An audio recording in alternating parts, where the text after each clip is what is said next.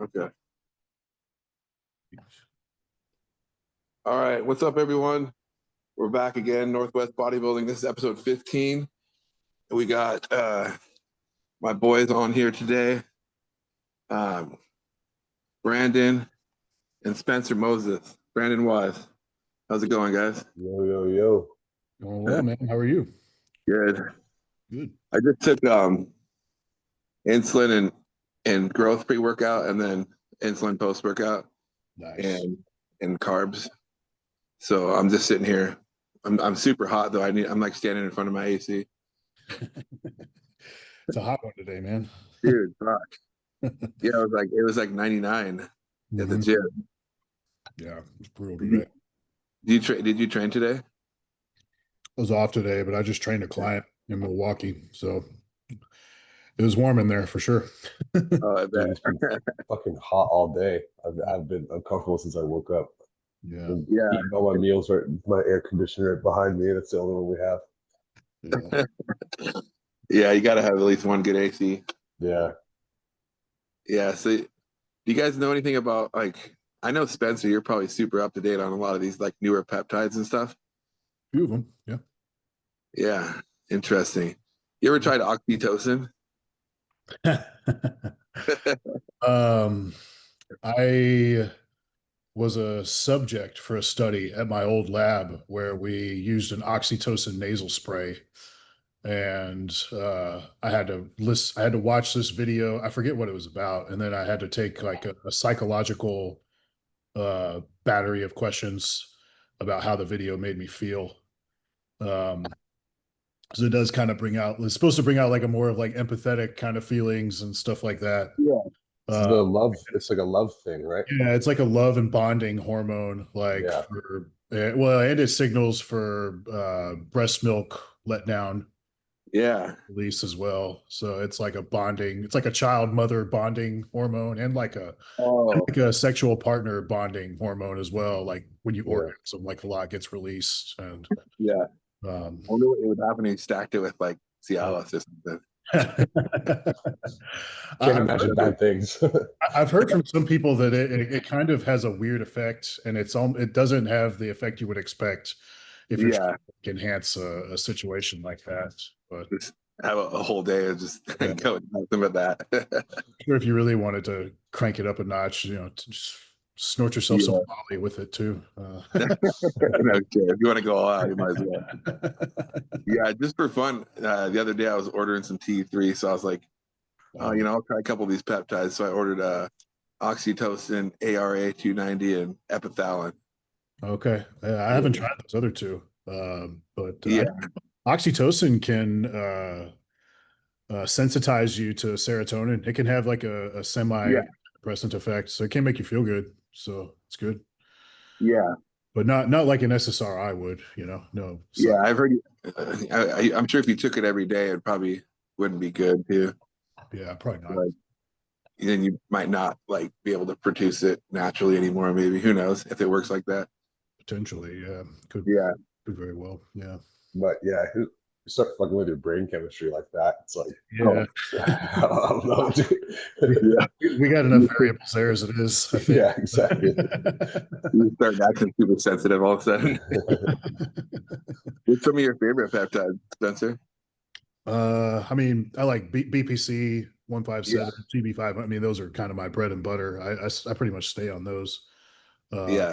I've started taking Delta sleep inducing peptide lately because I've been having troubles with my sleep. I was curious about that one. How is it?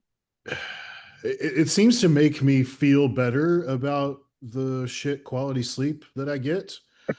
But I don't think it's actually doing much to improve my sleep quality, but more so it's making me feel more rested despite my shitty sleep quality, if that makes sense. I do think there's a benefit to using it. I've got a bunch of it, so I'll probably keep using it. I'm on like 1 milligram per day right now, or at night. It's just like pre-bed. Yeah, I take it right at night before bed. With growth too. Yeah, I pin that in my growth and my BPC and TB. Just do all three. I do my peptides at night too. It's easiest. Do you sleep like shit or something, Spencer? What's that now? You don't sleep very good? You're not a good sleeper? Oh my God, it's fucking terrible, dude. I have like the worst sleep apnea. It's really, really bad. I had a sleep study done like a week and a half ago. I have 63 events per hour, Damn. and my oxygen saturation drops to like really like kind of dangerously low levels. Like Yeah. I'm flirting with the line of like internal organ and brain damage with how low it's getting, and it's been rat fucking my recovery pretty much my whole off season. So I feel Yeah. like I've kind of just been like spinning my wheels for the last like 6 to 9 months at least. Yeah. Dude, I'm It's right there with you, actually. Yeah, I have a CPAP, but I'm fucking terrible about using it. it And sucks. I they had to give me a BiPAP set on like the highest pressure. yeah, I've been slowly getting better at like increasing the minutes or whatever because it tracks how long you wear it on the little thing. And then it has like a little app. It'll let me know like how long I wear it throughout the night. I got up to, I think I was at 3 hours last night, which is pretty good. Um, yeah, so I'm hoping I can taper it up to get like at least 6 with it. But I just rip it off. Like I don't even know. I'll just wake up and it'll be off like across the room. Um, I guess I just get fed up with it subconsciously and take it off. So and that's kind of I do exactly that what I too. do too. Yeah. I get that claustrophobic a little bit sometimes. I notice like when I'm on top of my sleep subs, I'm less likely to crank that thing off. But if like I will take some magnesium and like some L-theanine and shit to Yeah. like really prepare to go to sleep and yeah, like really get that deep sleep, then I end up taking it off in the middle of the night. But yeah, I think Spencer, like it's crazy what the O2 saturation can do. Like, I mean, because I have a lot of acmeatic events as well. It's like 71 or 2 per hour, Jesus. so yeah. it's I like remember up there you're just too. high. Yeah, But my O2 saturation doesn't drop down nearly as low. So and that's probably why I don't like feel as fucked. yeah. Huh. Yeah, That's I really need to get surgery. I saw an ENT surgeon after I had the sleep study. They want to do a turbinate reduction and a septoplasty because I have deviated septum, and they also want to do what's called a uvuloparopharyngoplasty, where they go in, they take out your uvula, tonsils. They want to do an adenoidectomy. They basically just want to Well, pull out the inside of my face because my airway is so narrow that I just can't my lungs just can't like function well enough. It's like I breathe out of a straw, basically. yeah, that's crazy. Yeah. Connor, what up, man? How's it going? How's it going, Rob? Spencer, I don't think we've met. Connor. Yeah. Yeah. Nice to meet you, what's man. up, Connor? Brandon, Yeah, Meatwise. How you doing, bro? Good, dude. How are you? you got Doing the well, E-Cup bro. champ, E-Cup champ in the house. E-Cup champ. Guilty. This champ is sweating his balls off right now. Oh my God. We were just talking about that before you got on, how hot it is right now. It's crazy. Oh, yeah. I unfortunately had work to do today. Otherwise, I'd be floating the Barton to Carver. But I just also my floaty popped as well. Yeah. Dude, someone died out there not too long ago. Damn. Wow. That's scary. What river are you talking about? Clackamas. Okay, yeah, you're right next to that, huh? So we were talking about peptides, Connor. Like we were talking about like BPC and TB, obviously GH and other new peptides like oxytocin and epithalin. Do you have any experience with those at all? No, only GH. The other ones I have not tried yet. Yeah, I mean GH is the king, really. Mm-hmm. Like it'll do a little bit of everything mostly, but All of the peptides seem to work better if you have a good base of GH running in the background. I noticed yeah, they just seem to all be more effective. yeah. How much GH were you running GH for the E-Cup prep? I was, yeah. It wasn't a whole lot, but yeah, it was probably like middle of the road. Wasn't Yeah, too yeah. much. Just enough to get a little fullness, right? Yeah, I mean, have you guys noticed that with GH, it's more about being consistent with it than Yeah, noticing changes over time? yeah, definitely. Yeah, I think so. Big time. Yeah, a lot of people just buy like 1 or 2 kits. They're like, yeah, I'm gonna take GH. I'm like, what are you gonna do after that? Oh, I don't know. It's like, oh, what up, Kyle? What up? Nice. We got a full crew today. That's awesome. Yeah, man. We're just talking about growth hormone, man. Go figure, right? Are you? I do enjoy the growth hormone myself. Yeah, dabble. I dabble. Yeah. How much you taking right now? 10 IUs? 10. Yeah. Oh boy. That's the sweet spot right there. It is a sweet spot. I tried to do more, but man, that was a little much. So Oh, I know. I'm the same way. If I go past 10, yeah, it's just the sides are too much. yeah, I think at one point I was like pre-diabetic, and I was like, yeah, I need to back off a little bit, and throw some Lantus in there. I got that running 12 for a while, but it took me a good while before I started noticing like bad insulin resistance from it. And even then it corrected itself in like 2 weeks with like just a little metformin. So it wasn't that bad. Yeah. Well, you think that's a better way to go about it than doing a Lantus or a long-acting insulin? Try the metformin. Yeah, I think so. Yeah, if you can handle it. I'm on it right now at 250 milligrams at night before bed. And I handle it just fine. Doesn't fuck my gut up or anything. So nice. I got that going. Yeah. Yeah, we got 6 people. Hell yeah. That's a sick stash, dude. Thank you. Yeah. Are you doing it in honor of the Hulkster that died or what? No, I did it because I cut my hair, pierced my nose, and put my earrings back in. I was like, let's make myself look even more stupid. That's funny. Now the thing is, my wife likes it. There you go. You know, as long as she likes it. Digs the mustache rides, man. Oh yeah, for sure. Staying now. We were just finishing up talking about GH a little bit. But yeah, before we stop talking about it, I'm also taking 10 IUs right now just before bed. And then Nice. on the weekends like today, I'll do 5 IUs of GH when I wake up, and then pre-workout insulin, and then post-workout insulin with GH, and then GH before bed. I do that on Saturday and Sunday. So I do 15 IUs on Saturday and Sunday right now. Why Saturday and Sunday? Because those are my days off, and I'm able to like have my nutrition perfectly. Because like during the week, I train at night before my last meal, so it's like dumb to run insulin at that point of the day. You know, it's gonna be releasing when you're sleeping and shit. Yeah, it's not a good plan. So I would run more like that, but I can only do it on the weekends. Yeah, fair enough. I've been running a Pedra. It's kind of I think is it a little slower than Spencer? Is it a little slower than Humalog? Lantus? No, a Pedra. A Pigra. I'm not familiar with that one. Oh, a Pedra. Okay, it's a fast acting one. I actually got it from Boston Lloyd. I worked with him for a couple months a few years back, and he got me on an insulin protocol, and he was like, "Yeah, take this Apidra or whatever." Yeah, it's pretty similar to Humalog though. Oh yeah, right. Yeah. I've only used Humulin R and Lantus, so I don't. I'm pretty new to insulin. I only started using it this off season. Oh. Yeah, dude, my girlfriend's diabetic, and she has a bunch of leftover Humalog, like 20 boxes. Oh, you're saving so much money. Yeah, I know, right? Oh, I'm saying this, so if you guys want, just hit me up. You need some. well, you know what they say is that you can't be broke and be a good bodybuilder, enhanced bodybuilder.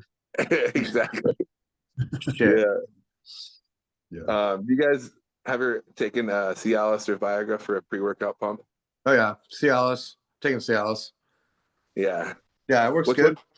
Yeah. I like Cialis better. It just seems like it stays in the system a little bit longer. Yeah, for a longer workout, maybe. Gives me too much congestion. I don't handle it well. Yeah, I've heard that happens to people. Like in your throat and nose and shit? Yeah, my nose especially. I can't nose breathe hardly when I take it. It kind of sucks. Yeah, that kind of kills the purpose. Yeah. What about you guys, Brandon and Connor? You ever tried it? Never have for workout. You'll get the best pump of your life, right? I always wondered about that. I was like, do you have to time it right? Does it matter what, whether it's 10 or 30 minutes before workout? Not with Cialis, but with Viagra. Like 20 minutes. Yeah, with Viagra, it's 20 minutes. Yeah, that's it's going in 20 minutes. There's no choice. Yeah, with Cialis, you can take it in the morning, and it's just going to last all day. So, yeah, just a slow release of the same drug, right? Yeah, basically. Basically. Yeah. Do you guys remember DMA? Like, what is it? DMAA back in the day with like Jack 3D. Jack 3D, yeah. And NO Explode. NO Explode had it in it? Yeah, the Oh, original. really? One was good. The Oh, original. man. These kids don't know. I know, right? OG. I ordered some of that from a peptide site like a couple years ago just to try it, and I mean it was good, but maybe not quite the same experience, but it was good. There's a random peptide sites that still sell it, like the dimethylamine or whatever it's called. Yeah. So hey, what do you guys think of the two shows? Like, let's do the Tampa first. Did you guys think? I mean, now, I mean, for yeah. not having a lot of big names, like it was really good. Like Oh, everyone was in great shape. So I thought it was a great show. I mean, it's one of the most impressive lineups I've ever seen, like in history, for a non-Arnold or Olympia. Yeah, for not a huge show. So yeah. Did you guys all have Jordan winning? it was close, man. I went back and looked at a lot of the pictures, and I was like, it's really close between Jordan and Quentin. So fucking close. I was so surprised to see them put Quentin at third yesterday. At Texas, I heard he faded pretty bad during prejudging. He seemed like he was kind of going pretty soft towards the end in finals as well. Yeah. I noticed that too. Yeah, definitely. Yeah, I just kind of saw pictures. I didn't get to see video or anything like that, but from what I was hearing, like I guess he was fading. I was pretty shocked to see him in third too, but I guess that's what happened. Yeah. He did look a lot better in prejudging than he did Tampa, so that was nice to see. Yeah, he did. After the prejudging, I had him winning. Yeah, then, I guess prejudging. Yeah, and then I guess because he faded and stuff. Yeah, it was surprised to see even Joe beat him. I mean, that dude's fucking huge, dude. Yeah, he's got a bright future, man. Yeah, he's young, massive. Are you guys hearing Brandon, or is Brandon muted on purpose? Oh, Brandon, you're muted. Are you trying to talk? We can't hear you. Uh-oh, what's going on here? There you are. Is there a way to chat him? I guess I can Instagram him and say, hey, you're muted. That's what I'll do. Is that better? There you go. I was wondering why no one was like hearing what I was saying. I was like, nobody's responding. What were you saying? Oh shit! I think his sound's going out. Yeah, it's not working. Yeah. Okay. Might be an AirPod thing. We had a mic too. I don't know if the mic was kind of not connected. better? Yeah, there you go. Yeah. Yeah, I'll just use the one on my phone. But I watched the whole show. It was like fucking everyone looked so much better than they did. And I think a lot of that had to do with the lighting, because the lighting was like really fucking good in Texas. But yeah, I noticed that too. Yeah, Quentin definitely started to fade in prejudging, and in the night show, like especially when they turned around, they couldn't keep his hamstring exposed and stuff. And like, I think silhouette wise, it was like one of the, like, seeing him move around in his arms, that was like fucking nuts. But then when you break it down from like a real bodybuilding perspective and go like all the criteria, kind of had to give Jordan the nod just based off of like all the things that he was checking, all the boxes he was checking, you know? Yeah, I agree with that. The one thing I thought Quentin had on Jordan was like way better arms, because Jordan's arms are a little weak. That's like the only thing you can knock him on is smaller biceps. Not even really like his arms and the side poses look huge, but maybe just mainly the front double. But he was definitely denser and way more conditioned. He had some of the craziest glutes in the IFBB, that's for sure. The best glute lines, like really striated, insane. Yeah, and top to bottom, and it's like it's so clean too. It looks like he doesn't even inject there. It's like, you son of a bitch, you know what I mean?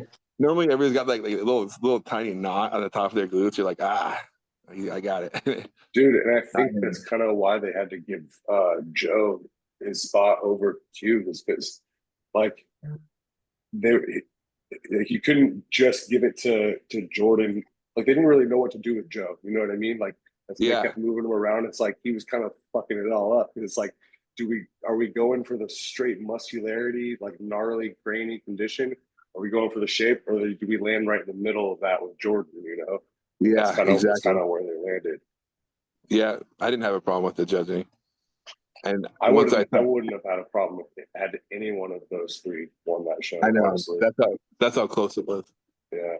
My buddy at the gym was saying, he was like, Jewett should have been there. I was like, he looked way better, but I don't know about like to win. Yeah. You know? Yeah. That was a 3-man for the Yeah. win.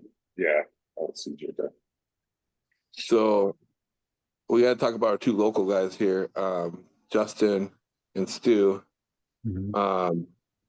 Yeah, both kind of didn't do what they expected. That's for sure. Let's start with Justin first. Yeah, just I personally thought that he could have maybe been like right in about 6th to 10th, but I mean, I understand why he got 13th. He just doesn't quite have the size yet, and that was funny what Tyler told him. Do you guys see his post? No, yeah, I did actually. He was basically like, Tyler said I was smaller and less conditioned than Chicago, and to just work on my size, which I get it. Like he does need that, but he's like 4 pounds bigger than Chicago and Yeah. quite a good amount more conditioned. Yeah. He did look way better than he looked in Chicago. There's no doubt about that. Yeah. Like, But I mean, not that Tyler's not right. He does need to get bigger, but that was kind of funny. It cracked me up. I think just where if like from Tyler's perspective, he said like appeared like downsized, and the only reason I could like think that is because like he was standing next to such bigger fucking dudes this show than he was in Chicago. So maybe it did like appear that he was downsized, but it's like obviously he wasn't smaller. You know what I mean? Which is crazy because Justin's not a small guy. No. By any means. It's like Jesus. So it just tells you how big these dudes are. Yeah, the open pros is pretty crazy right now. Yeah. They don't got a lot of credit for it, but it's pretty goddamn competitive. Yeah. Let's do, last week we did Olympia prediction and I wrote everybody's shit down. So let's just do a top 5 or 6. I don't even remember who I picked. Uh-oh. I'll tell you, I got the list here written down. Notebook. Okay. Brandon, you had Hottie, Samson, Derek, Nick, Martin, Andrew. Damn it. Yeah, that's that. I already don't think that's right. Oh, you can change it. You can change it. Go ahead, change it up. I think Nick's gonna shake some shit up, dude. I think he is. I think he is too. Absolutely absurd right now. Like, yeah, comically big. Yeah.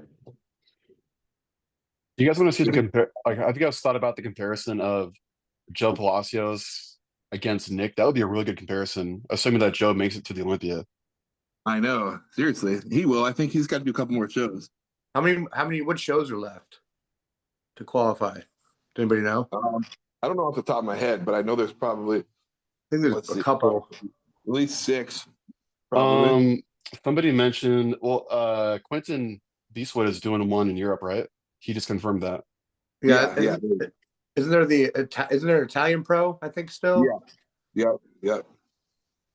So Brandon, you're switching Nick to 2nd or 1st? Probably 2nd. Yeah. I think we'll do just a 2nd. I think that's a good choice. I'd have him at 2nd too. Yeah.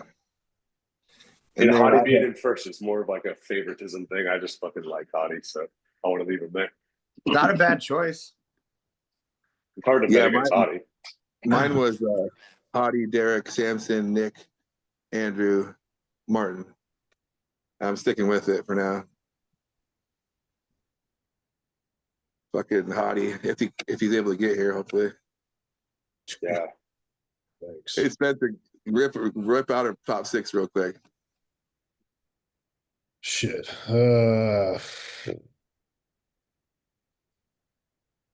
I think Samson is going to take it again. Nice. Nick. 2nd. That would be wild if he got 2nd. Hottie, Derek. Hottie, yep.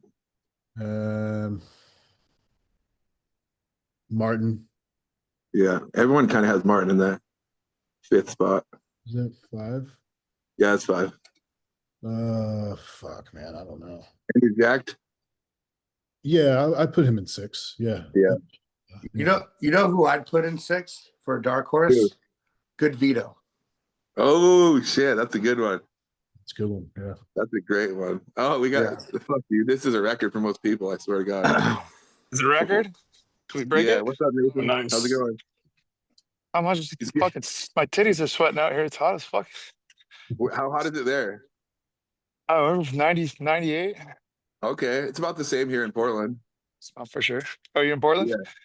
Yeah, Nice. that's where I live, homie. Oh, yeah, that's right. That's right. Okay. Yeah. I remember now. Is that a Sonics jersey? No, I had this Oh, made. okay. Yeah. It looks like a Sonics jersey. No. Yeah. All right. We're doing top 6 Olympia predictions. Who wants to go that hasn't gone yet? I'll go. Okay, go ahead. So we'll go Samson, Okay. Nick, Okay. Hottie, Martin. Ooh, Martin in 4th. Well, I think Martin should have beat Derek last year, to be honest. That was good. Yeah, he should have probably, maybe. Derek, and then Good Vito for 6. Derek and 5th. Okay. Damn, disrespecting the Mr. O. I'm kidding. I just think Martin's physique is more complete than Derek's. And if he can come in dry, because the past couple of shows he's been sweating a little bit. Yeah. So if he can come in dry, I think he can beat Derek. Yeah. Better quad sweep. Yeah. Derek's just got such a nastier back, but I mean, I wouldn't say it's that much nastier than Martin's. Martin's got a good back, but Derek's back is good. It's one of the best in the business. Connor, you want to do a top 6? I do, yeah. I don't know if I'm biased, but I'm gonna go with the tall guy first. So nice. Samson first. Yep. Second, Nick. Okay. Third, Hottie. Yep. 4th, let's go with Derek. Okay. God damn it. And then 5th, 5th, let's go ahead and go with I know I'm missing somebody. Let's go with Martin, and then 6, Jordan. Oh, okay. Yeah, there we go. I think that Jordan is on such a role that you name him on social media, he's been way more consistent than Martin. But just with Martin's history, he's placed higher already. But Jordan looks like he's a lot more consistent competition wise. So I could see Jordan potentially beating Martin, but for now, there's just a lot of good guys coming into this show. That's a very real possibility. Yeah, I think he can get top 10, top 7. Definitely. Let's see. David or Nathan, one of you guys want to go? I think Samson probably first. Then I hate to say it, but Nick second. I like Nick, but I hate his physique. But the dude carries so much mass and conditioning; is insane. Yeah. That's how I am with him too. Yeah. I think the taller guys too. And then third, I've got Hottie. 4th, I'm gonna throw Andrew in at 4th. Nice. And then Derek at 5th, and then oh shit, I'm totally just blanking on his name. You guys were just talking about better sweep. Martin. Vito, Jordan. Fitzwater. Martin. Fitz, okay. Yeah. Nice. All right, Nathan. Everybody said Samson to win, huh? No, not everybody. I got Hottie. A couple and Hotties in there. Oh yeah, Hottie's always good.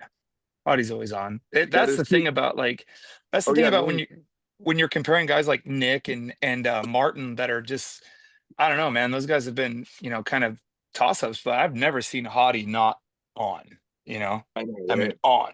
Yeah. You only ever see him in the Olympia, but when you see him, he's just fucking. He's right there. Yeah. Nasty. Undeniable. So I would say Samson and Hottie, and then Derek. I don't think Nick's going to beat Derek. Nick will probably be 4th, and then you got, from there it's either going to be a Andrew or Martin. In no particular order. Probably Andrew first, Martin after that. So that's 6. Nice. All right, we'll keep up with that. as we go along here. Keep going with that shit. We're not putting money down, are we? We should. Oh no. All We this gotta GH, man. You should create that Couple fantasy kits. bodybuilding Dude, instead of yeah. like fantasy football or baseball. Do bodybuilding. We'll bet like Could be a 10 sport. 10 IU bottles of DH. You know? Yeah. Everyone puts in like 5 bottles, and then the winner gets 2, dude.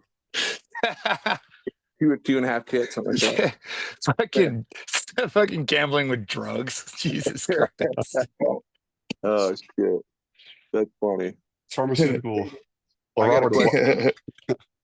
Have you guys heard of methylene blue? This is something I heard of like last week. Yeah. I know a haven't- couple guys that take I that. haven't tried it. Anybody tried it here?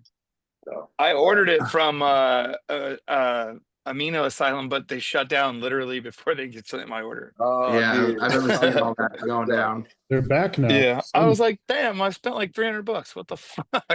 Are they back? They're Yeah. back under a new name. Yeah. So Okay. many times now. Yeah. What is it called? Is it I think it's Soma Research. Okay. Something like that. So, If you go to Amino's Instagram page, they have it all advertised on that page. Okay. nice. I'll have to check it out. They just get shut down by the feds or something. Fucking FDA. Yeah, They're cracking down on all that BPC. yeah. They're like they want their hand. They want their money. You know. Yeah, you It's can't have huge. something that actually works for people. Out Yeah, there. I know, right? Oh, this works and people are buying it for fucking compound pharmacies and shit. They're gonna Dude, my doctor said they were doing the same thing with tirzepatide. They were there was like one pharmaceutical company trying to put a stranglehold on that so that you can't no one else can make it. It's like illegal to make it out anywhere else but through them. But You think those they'll find a way around it, but of course. I mean, but- they always do. yeah. Hey Spencer, do you think they'll find a way to make tirzepatide even if it was the FDA banned or like was after it or whatever? Yeah. Probably. Big GH. Same thing we get GH. I mean, they're not going to start training dogs to smell that shit. So we'll still get The it. only One thing way. that can really fuck stuff up is customs. That could really throw a fucking monkey wrench and everything. I think just the volume coming in is just so damn high. They can't fucking catch everything. Like it's just not.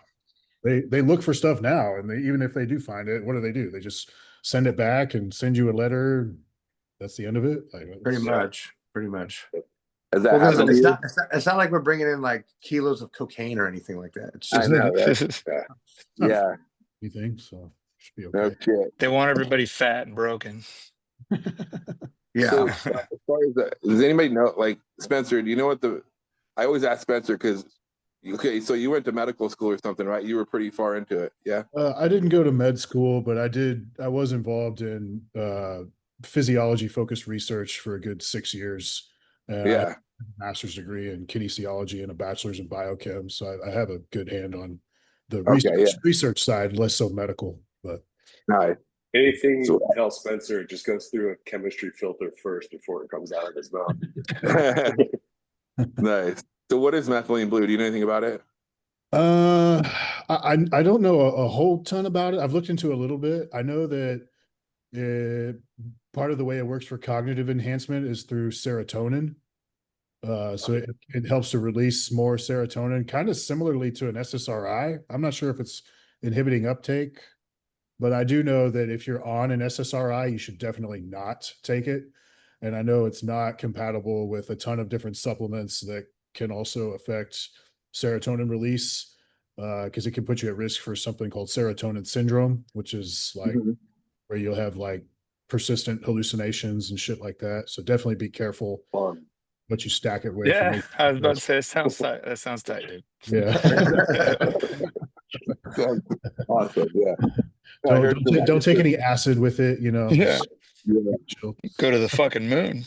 Put that in the warning label. That's good. Yeah, let's see. Cute. I know a lot of people use it. RFK has been filmed using it on a flight. He says everyone. Oh should yeah, use he's putting in his fucking drink, wasn't it? Oh dear God. Saw that a few months ago. That's hilarious. That dude's fucking hilarious, man. Yeah. I had someone ask me, and I didn't. I mean, I told him yes, but do you think creatine's safe for like infants? are like kids, or do you think that the possibility of like the dehydration factor would be? I mean, so how you get dehydrated from it? I know that's what I say too. I didn't think that was real. That was It's like an old meat. myth, right? Kids Well, eat. you got to think what the mechanism is. It's pulling water, right? So if you're not getting in enough water, Yeah. you know, It just causes you to you retain. just got to just make sure you're drinking water. Just don't be stupid. Yeah. Right. Yeah. It's like it'll make it's like anything. It's like if you're taking in a shit ton of sodium and you got no water, it's just going to work the same. Yeah, I'd say it's more dangerous than sodium. Only it's not. Sodium can raise your blood. Creatine can't do that. So no. Okay. Should be good. Yeah. I've low recommended doses of creatine with kids would be probably pretty okay. I've recommended it to young teenagers before. Yeah. I started taking it when I was like 13 or 14. Yeah. We took it all through high school. Yeah. Treated it like D-ball though. Oh gosh. Only a year later, I took Superdrol, so whatever. Yeah, that's fine. No big deal. No, I mean, it's a gateway drug, dude. Yeah, creatine's the marijuana of the steroid world. Yeah. Can you guys see my screen? No, just a picture. Yeah. Oh, can you see Ferg though? No, it's black. All right, let me. I'm trying with to a buffer sign on it. I got. Oh, it's probably loading. I'm setting up the screen share and going on Instagram. Rob, just be careful with showing all your tabs, okay? I know. I'll fuck this shit up. So you don't I've see got Ruby. nothing to hide. Yeah, now the images are coming. Yeah. No image coming. Okay, we started over. So the images are coming through now. Yeah, you're good now, Rob. Yeah. Okay, you see RFK? Yep. Oh, how can you guys see that? Okay, there we go. There we go. Sick. Yeah, okay. This dude placed, this guy, the 212 guy, he placed what? Yeah, fifth Carrot. today? It's a Carrot Badger. Yeah. Yeah, he looked good, man. Yeah, he does look good. That's a good pose. Mm-hmm. You guys see the 212 guy with the massive dong, dude? That he has to get like fucking Dude. Bo. Yeah, Bo's on That guy's Bo's on, crazy. yeah, he's on the Seriousness and Silliness podcast with John Olivia and Lee Priest. Oh yeah, I've listened to them a few times. Yeah, They're always bragging on him about that. It's so funny, but Dude, yeah, man. I know. It's so funny because like I could tell there's a hint of like homophobia there. Yeah, like right? it's just a bunch of gay dudes like puppy. And he's Literally, like, don't I call me that. Dude, it's so funny. He has the deepest voice too. He's just like, Yeah, he's just out there getting harassed by gay dudes about his fucking 12-inch dong. It's so Dude, funny. the thing about let's not get too deep into it, but that thing doesn't even look usable, dude. It's fucking No. It's like when you buy the fucking ground beef log. It's like one of those, man. The giant log. Yeah. God damn, dude. That's scary looking, dude. It is. It's nothing. Yeah, it's crazy. There You know? Dude, He's a big Birds guy. look pretty sick. Can you guys see that? Oh yeah. He looked fucking ridiculous. Dude, he looks so good. Yeah. Like isn't Ferg? that wild? Kyle, he finally got the condition, right? Dude, and he brought his legs up, man. His quads look so good. They do. And they're separated as fuck. Clean lines, man. Yeah. Very clean lines. Yeah. Yeah. Of course, he's Yeah, got Blue Taylor as his coach. Yeah. Yes. Yeah. Glad he's doing North Americans, not nationals. Yeah. Dude, North American is a cool ass show, man. It's one of my favorites that I've done. It's just very organized. And it's cheap. It's a good show. Yeah, it's cheaper than USA's. I heard USA's the entry fee was what, like 400 something this year? It's close to. It's like 375 or some shit. Yeah. And it's a horribly ran show, from what I've heard. Yeah. I bet nationals is a nightmare too. It's actually not that bad. Really? No. I did the Amateur Olympia, and god damn, what a fucking shit show that was. Is that a shit show? It was a shit show, dude. It was so bad. It was so poorly run. But a lot of the guys don't speak English. That's why. I mean, half the athletes back there couldn't understand what like the curators were saying. So like trying to get a lot of them were from from different countries. So it was messed up. But like there was just hundreds and hundreds of dudes back there.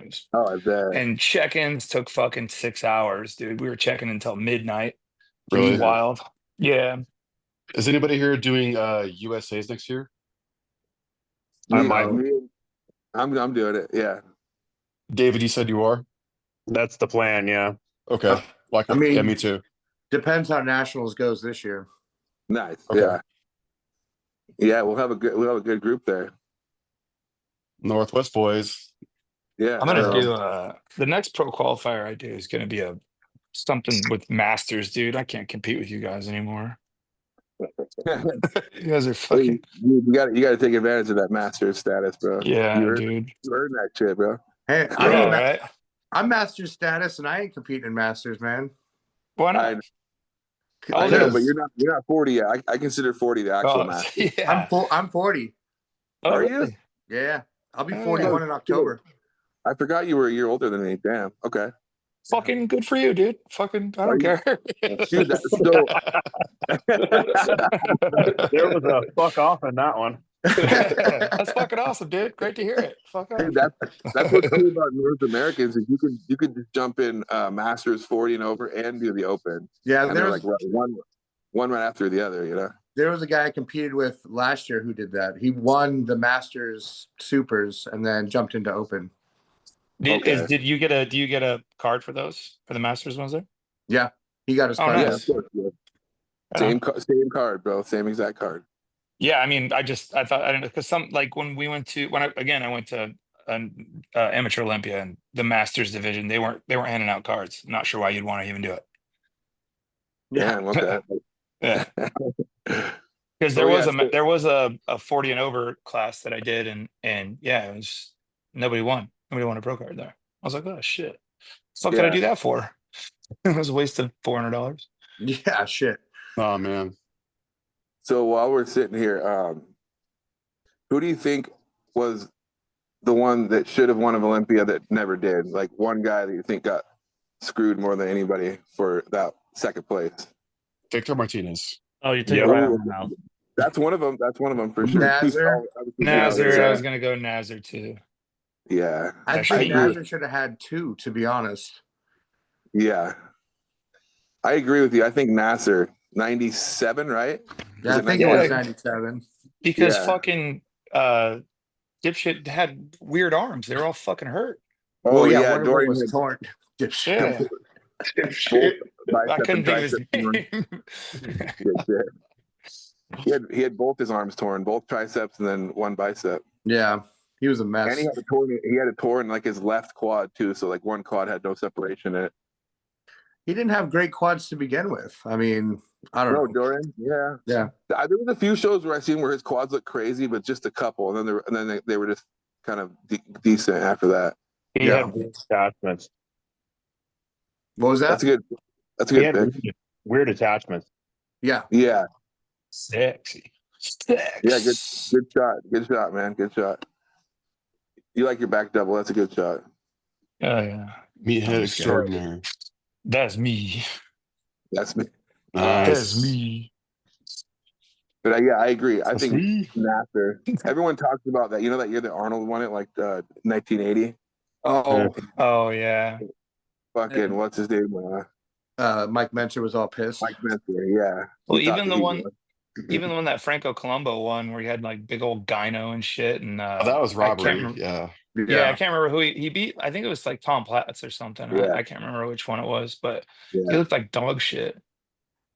Mike O'Hearn handing out that trophy. There we go. Dude, he dwarfed me.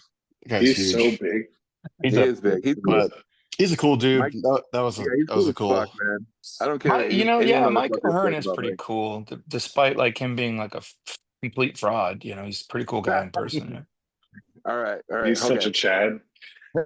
He is, and he plays up to it. But here, are you saying that he's not natty? I don't think anybody is saying that but him and his friend. Anybody that's his friend, I don't know. There's no way. He's doing something. It might not be a shit ton, but he's doing something. I know, but here's the argument though. He was just as big or bigger as like a 17-year-old teenager. He's just now that cut. I believe because I've seen the pictures of that, and those are pretty undeniable. He was a big fucking dude. Definitely elite level genetics. He had good genetics. Oh absolutely. Yeah. I'm not denying any of his accomplishments or saying that he's not worth his weight in salt or whatever, but I'm just saying the guy's lying. And I know he's No, I mean, lying. He's lied about a lot of things. Oh yeah, he has. You do what you got to do to make money. I understand. I think if anybody could be could be natural, it could be him, because he never gained a shit ton of weight all at once. He never had that look that looks like someone's taking steroids. He's not that big. Yeah, like he's a big dude. He's a big frame.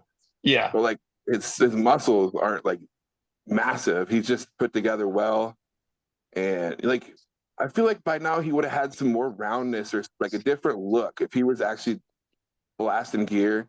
If anything, maybe a little He doesn't need to TRT. be That's what I was going to say. blasting. Like, Well, that's what's just it. Probably what's not the TRT? blasting Like, anything Yeah. hard. Yeah. If anything, I think He's TRT. to gain mass like that either. You know, he travels a lot. Like, I bet he probably eats pretty close to maintenance.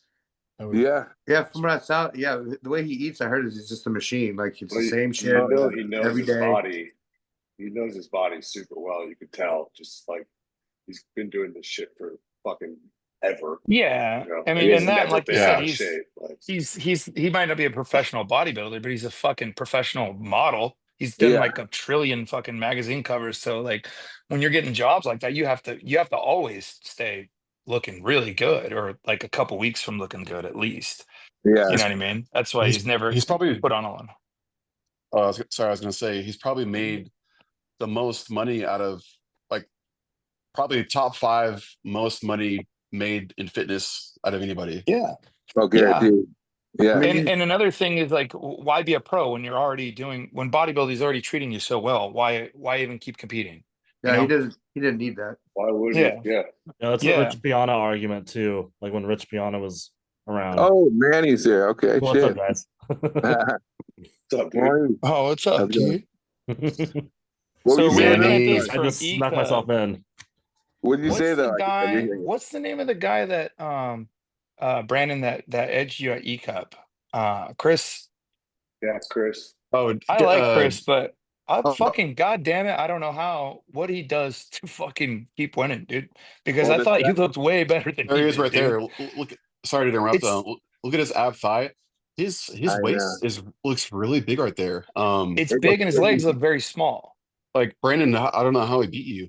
That doesn't make sense. I don't to me. either. No I've seen him. comment. Yeah, I don't either.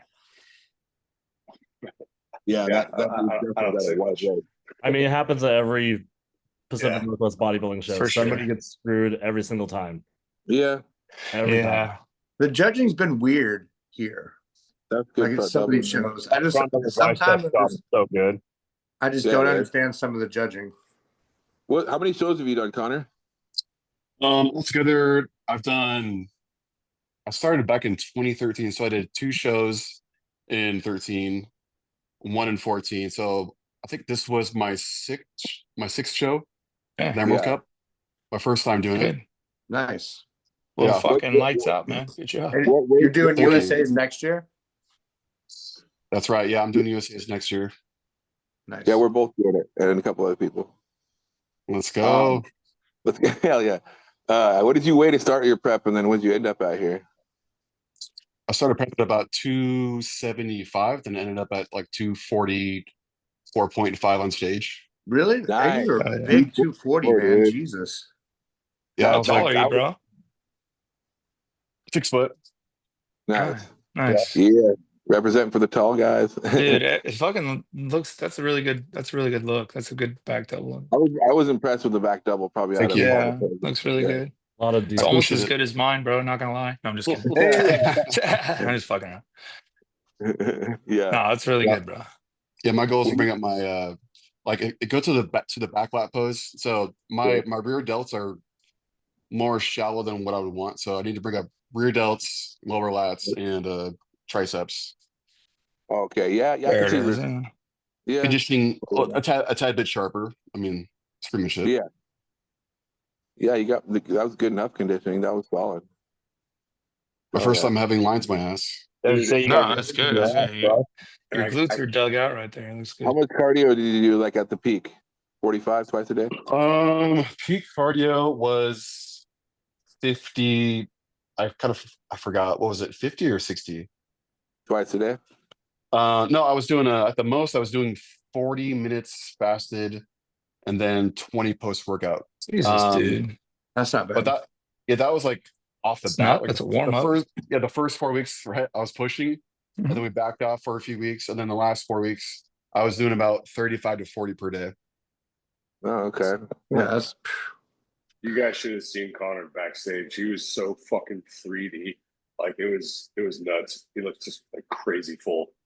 Like one of Hani's guys, you know, like where they're just like they got a really clean, like full bursting look. That was what Connor looked like. It was nuts. Yeah, that's why I Thanks, knew he was gonna win. Yeah. yeah, he was pretty impressive. Did you this is your first time working with Stu? We started together in the fall of 2023. Originally I was going to work with Blue, but then he's like, "No, you got to put on size. You're not doing nationals." And then I talked to Stu and then he said, "Why not work with me?" So I worked with Stu. We were going to do the Battle for the Eagle in 2024, but the timing wasn't great. But my first show was Stu, yeah, a dub. Nice. What's that? Not just the dub, an E-Cup dub. That's a big Yeah. win. That's a big one. Yeah. It is, yeah, the fucking E-Cup, dude. Stu was really attentive, and it was a hard prep up, but like the peak was really good. I was thoroughly impressed. But I didn't know that I was going to win it because Brandon looked amazing. Brandon was fucking diced, and then that other guy looked really good too. Yeah. What's the one you talking? Oh, the guy in the light heavy. Yeah. The light heavy. Yeah, I can't remember his name, but he's an older guy. He's like 42, but he had some dense muscle. Is his name like Nathan or something like that? Yeah, Nathan something. Yeah. It's pretty dense. He has some really dense muscle, especially for a light heavy. You don't see that very often. Do you guys think that honestly, I think Stu is still his best showing is New York. What do you guys think? Mm-hmm. It's really hard. It's really hard as a bodybuilder to put a look on stage and then do a bunch of work in like 2 years and then look worse. But yeah, so I do kind of feel bad for him a little bit.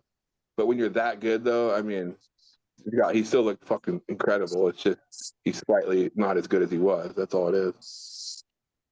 Yeah, exactly. I think New York was definitely his best like overall package, and I think since then he's been trying to like improve on there, and it hasn't just landed. You know. Yeah, hasn't quite hit it yet. Yeah, but still incredible though. Yeah, you know what's weird? See how when he does, I don't like how he puts his legs when he does his front double because he doesn't. His adductors have like a 2-inch gap when he does his front double, but if you look over here when he does his ab and thigh, his adductors are touching. Like I would say his legs look way bigger when he's doing his ab thigh than when he's doing. Yeah, like if I was friends with him, which I'm not, I would be like, dude, but Stu's not gonna listen to anybody but Blue. But I'd be like, dude, your legs are huge. Like you're kind of posing them weird in the front double. They're crazy big, and that really showed this weekend and last weekend because like it did like nobody in terms of mass like had like crazy huge legs like Stu. I mean, it was pretty fucking nuts. Just the separation and the clean, polished look wasn't quite there to go with the mass, you know? Yeah. He had a little bit of gut issues too, like because normally his ab and thigh is like bonkers, right? But for some reason, I don't know about Texas, but Tampa, when he was hitting that pose, his stomach was just sticking out a little bit, like he couldn't hit it right. He might have carved up too much or something. You know how that is. Yeah, he has to eat an absurd amount of food. So it's. But yeah, this. Oh yeah, imagine it's nonstop. This New York look was bonkers. See, look so good. His leg, he posed his legs better. They're actually his legs are way better there. Yeah, it's I swear it's a pandemic, bro. That's going on in the fucking league right now, and I'm gonna go on a little bit of a rant. But motherfuckers like spreading their legs out wider and wider and wider in the front poses, and trying to pop their knees out to create quad sweep. It's just getting fucking ridiculous, in my opinion. And then Stu has quad sweep up to his hips. Exactly. Real quad sweep. Yeah. I'm not talking about Stu in general. I just see it a lot. Yeah. It's like I like the 90s. You know how in the 90s they made them kind of like put their heels like 6 inches, 5 inches apart. Some of them were straight on too. Yeah, some of them are straight on. I just think I don't know, it makes the legs look a lot better, in my opinion, but could be wrong. Yeah. So that's my little rant about leg posing. So you guys all watched the Texas Pro, right? Or just caught clips of it? Just caught clips of it and pictures. Yeah, I just saw pictures. Yeah, I watched it. What did Stu finish at Texas? I think What's 8th. that? Yeah. 8th? You can see it right here. Yeah, he was 8th. Yeah. Moved up. And then Did he look better at Texas than Tampa? Definitely. You did? He looked better. Yeah. That's A good. little more crisp, a little more pop, but definitely not as much pop as New York. So if you guys saw his recent post, he said that next time he literally needs to do a 6 to 7 week prep. yeah, because he gets in shape so fast. I'm jealous. Yeah, I know he hardly does any cardio too, if any. Yeah. That's definitely probably a sign that he could get away with doing like a super short prep like that. But yeah, I mean those were 2 good ass shows, man. Like, those guys brought it. All those guys brought it. Especially, I think Joe Palacio made himself a star this weekend. Mm-hmm. Yeah, he did. Jesus. Oh, you know who's really good, Rob, is that black dude at the very bottom right. The up and comer. I can't remember his name. Oh, I know who you're talking Yeah, about. with the dreadlocks. That dude's gonna be he's gonna be really good. Yeah, I think they talked about something about he just needs to bring up his hamstrings or some of his back or something like that. Some posterior thing. Yeah, but I saw that he just came from 212. He's been limiting himself for 6 years. Yeah, Now that he's got the free reign to just let it go. That dude's Did I say dreadlocks? He's bald. Oh wait, that's Quentin. That's Quentin. Never mind. Damn. I let a little racism slide there. My bad, guys. it's fine. We're all white. We're all white here. Yeah, So. it's all good. I knew I was in good company. Yeah, good. Man, good job for Quentin though after last year's disaster, and then coming back and not basically coaching himself and looking. That's a good looking way better. Did he coach himself this year too, or? Yeah. Did he? The word is he had some buddies kind of just keeping an eye on him, but for the most part, he helped himself. Yeah, I think Dorian just helped with his peak or something like that. Yeah. And then he just did mostly the diet. And dude, I'm not gonna lie, I did not expect him to look this good because he was going to raves and shit 3-4 weeks out. I was like, he's gonna be out of shape. And fucking.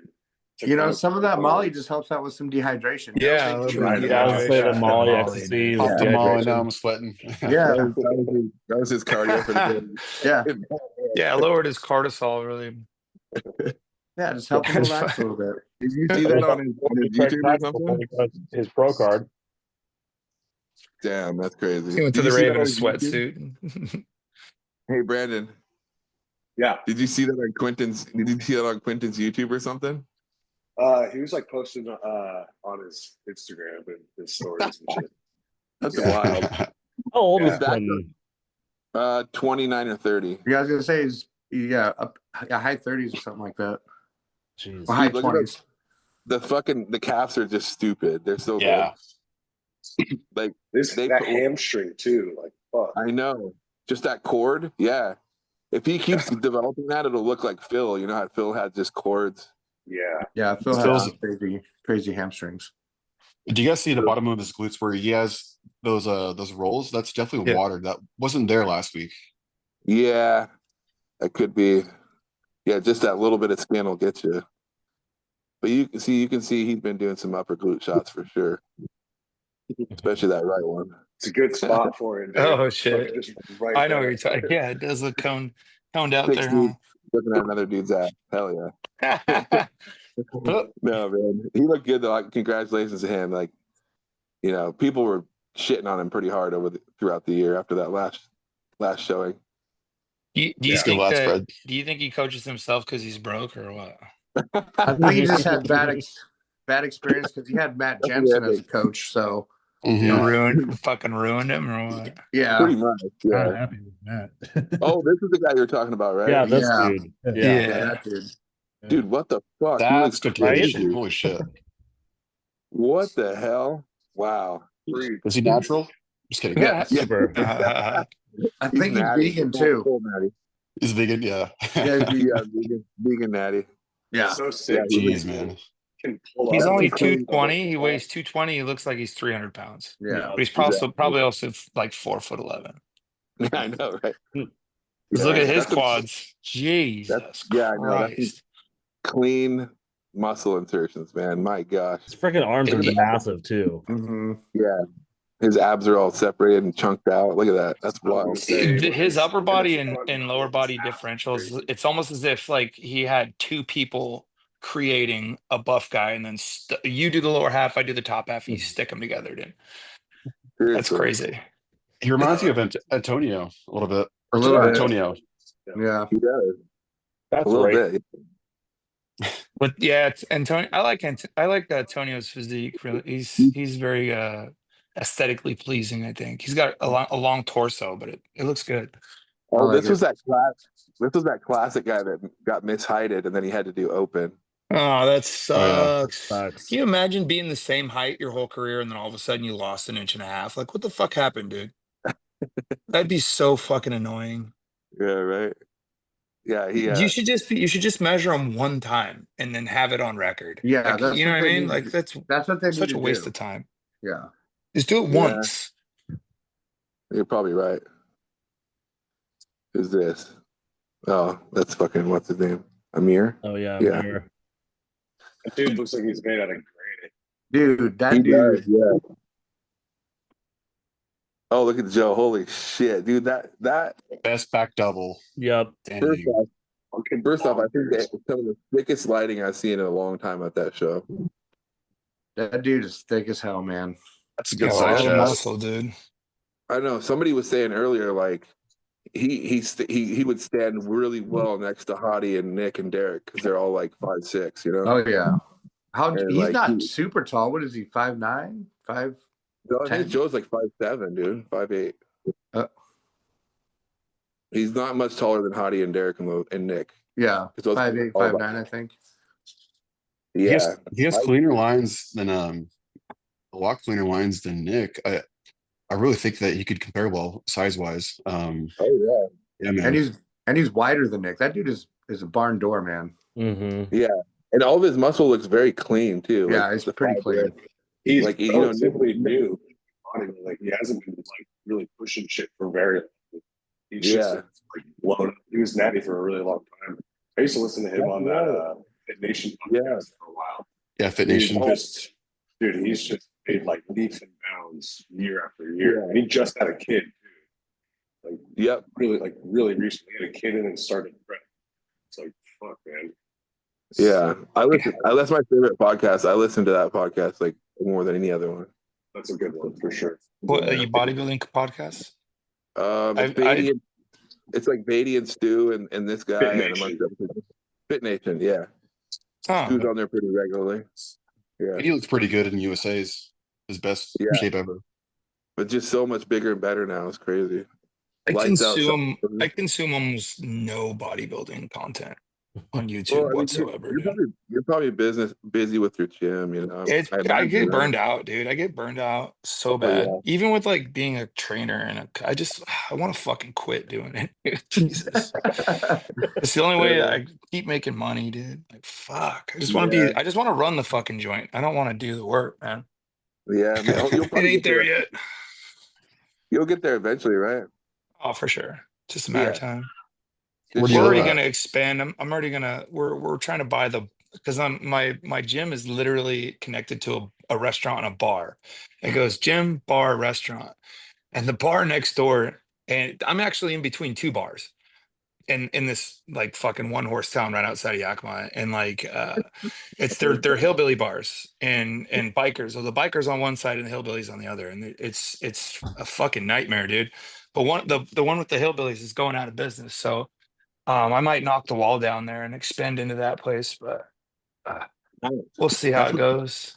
That's what Tim did with the first O'Malley. Yeah. They did that at Spanaway Fitness too, up in Spanaway. Somebody answer me, why does Nick always take the shittiest base pictures, right? Like, is that where he lives? Does he live with his parents in the basement? Yeah, right now he does. He looks way better than that. It's just that I don't know, the lighting in that room fucking makes him look terrible, besides in his upper body. My buddy Raj has been filming all of his content. Oh yeah, dude, Raj. He used to hang out around the Northwest and shit. Yeah. He used to. He's my homie. He used to go to my gym. Yeah. This picture right here shows exactly why I had Derek winning that show. Like, yeah, Nick was fucking jacked out of his mind, peeled everywhere, but motherfucking shape matters, dude. That's yeah. I know this is for sure. Picture, obviously. This is a picture. Derek's behind a black backdrop, better lighting, probably closer. Way better lighting, yeah. But I just think it's hard to beat structure, dude. It really is.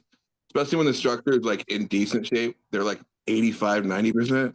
They still look good, but they're not so far off, you know. Well, that's what makes do we have another dancer doing the fucking breakdancing on stage? Oh, Jesus Christ. Jesus. No, this is Fred Biggie Smalls. He's been doing this for like doing this for like his whole career. So it's okay when he does it? Well, he actually throws in his MO. He actually throws in poses. Oh, does he? Yeah, he like did that in the beginning. He posed in the beginning and then did the weird dance stuff.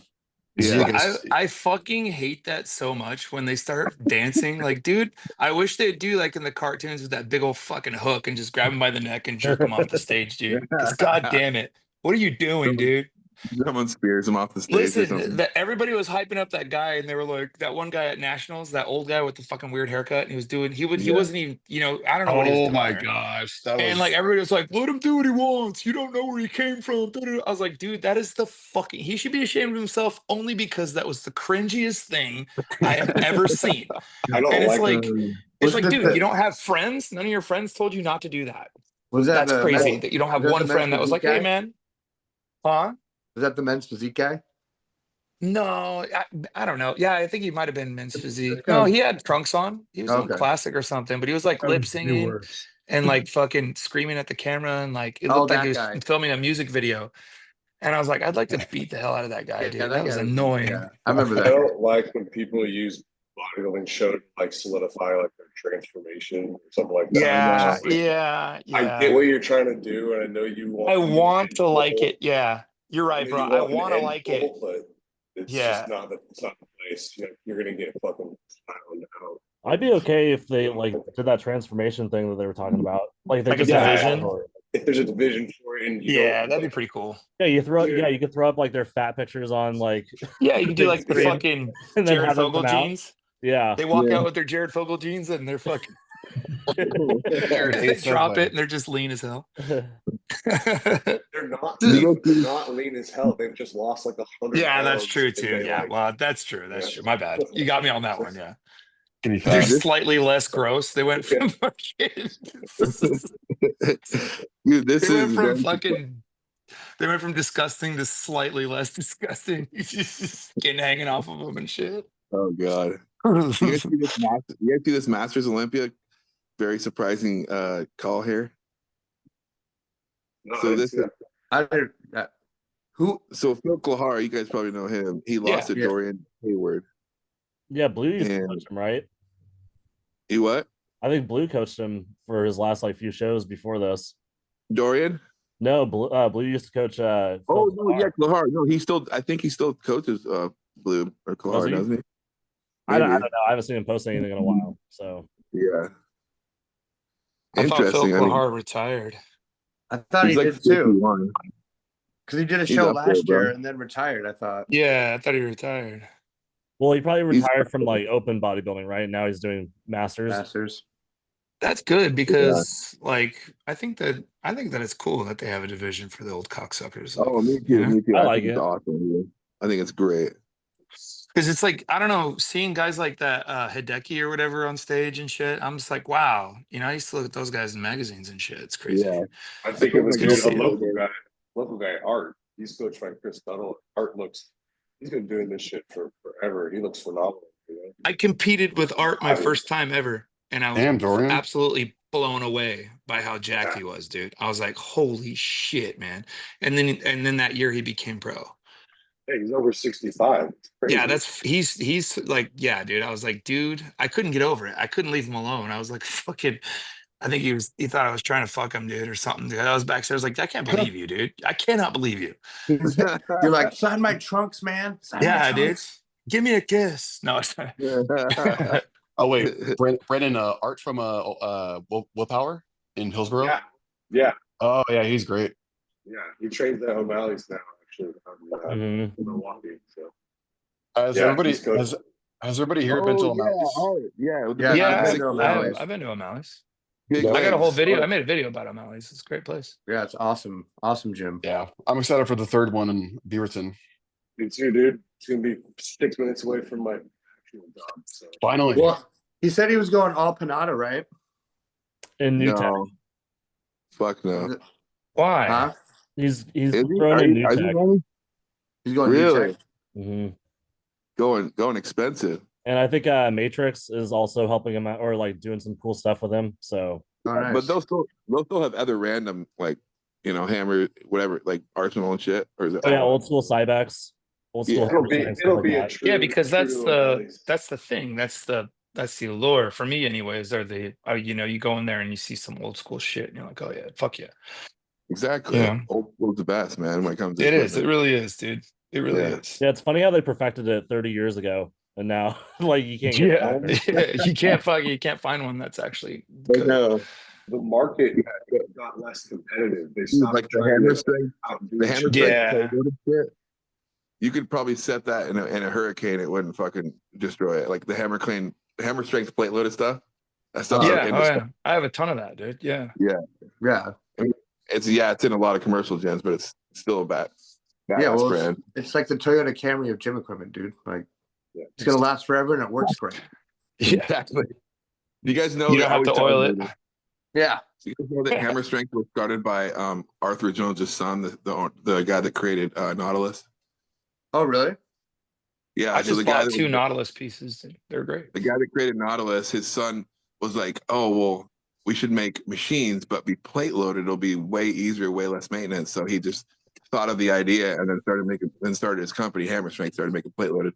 But he was around his dad with Nautilus his whole life, so he probably had like a hella good idea on how to make machines and shit or design them.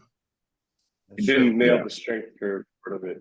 Nautilus, like that was Arthur Jones's thing. He was like really on top of like he's like a pioneer of like making a machine to go with the strength curve. Exactly. Hammer didn't quite take after that. Some of their pieces, it's just like heavy as shit in one spot and like light as fuck on another. But it's like it's bulletproof, you know. It's some good shit, and if you can't make gains on a hammer strength, like you're fucked. Exactly. Yeah. So that brings. Oh damn! Look at that fucking difference, dude. Holy shit! You guys see that? Bam! Oh, wow! Nice. How many pounds is that? The ham looks like you put on about 8 pounds on your hamstring there. It's a great side chest. That's a 20-pound difference. Whoa. Damn, homie. Conditioning too. Yeah. That heavy. Jealous. Yeah, so this was nationals in the year we did it, right? 23? Yeah, right there. 20 and then 23 nationals and then 24 North Americans. Yeah, hell yeah. What'd you get at North Americans? What place? 7th. Oh shit. That's the same I got at North Americans, damn it. Really? Yeah. Why do you say it like that? You look pro to me. Oh, thank you, man. Who said that? I was saying that to Kyle. Oh, yeah, damn. We had some gut issues on stage, so I was somewhat bloated. So that's why I didn't finish better. I was all taking Kyle's credit there. Thank you. Oh my god, that's so nice of you. Yeah. Well, the first time I saw Rob was in an elevator at the E Cup. But then I was like, "Oh, dude, you look good, man. Are you competing today?" You're like, "I did it 2 years ago, though. I won." Yeah, but I got off that elevator. I said, "Dude, I saw this guy on the elevator because I'd never met you before." I was like, he's a super, and he looks fucking huge and in shape. I was like, I could tell by his calves and his forearms. And I told my buddy Chris Bickley that, and then lo and behold, you end up fucking killing it.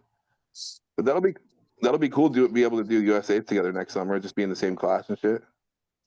Yeah, Rob, how much do you think you weigh, Rob, in your next show on stage? Probably 245 to 250. Okay, supers. Yeah. I've been doing supers for a while. Yeah. Are you doing the cup? Are you doing the Emerald Cup again, Rob? Yeah, because I have to requalify. Yeah, so you do the cup.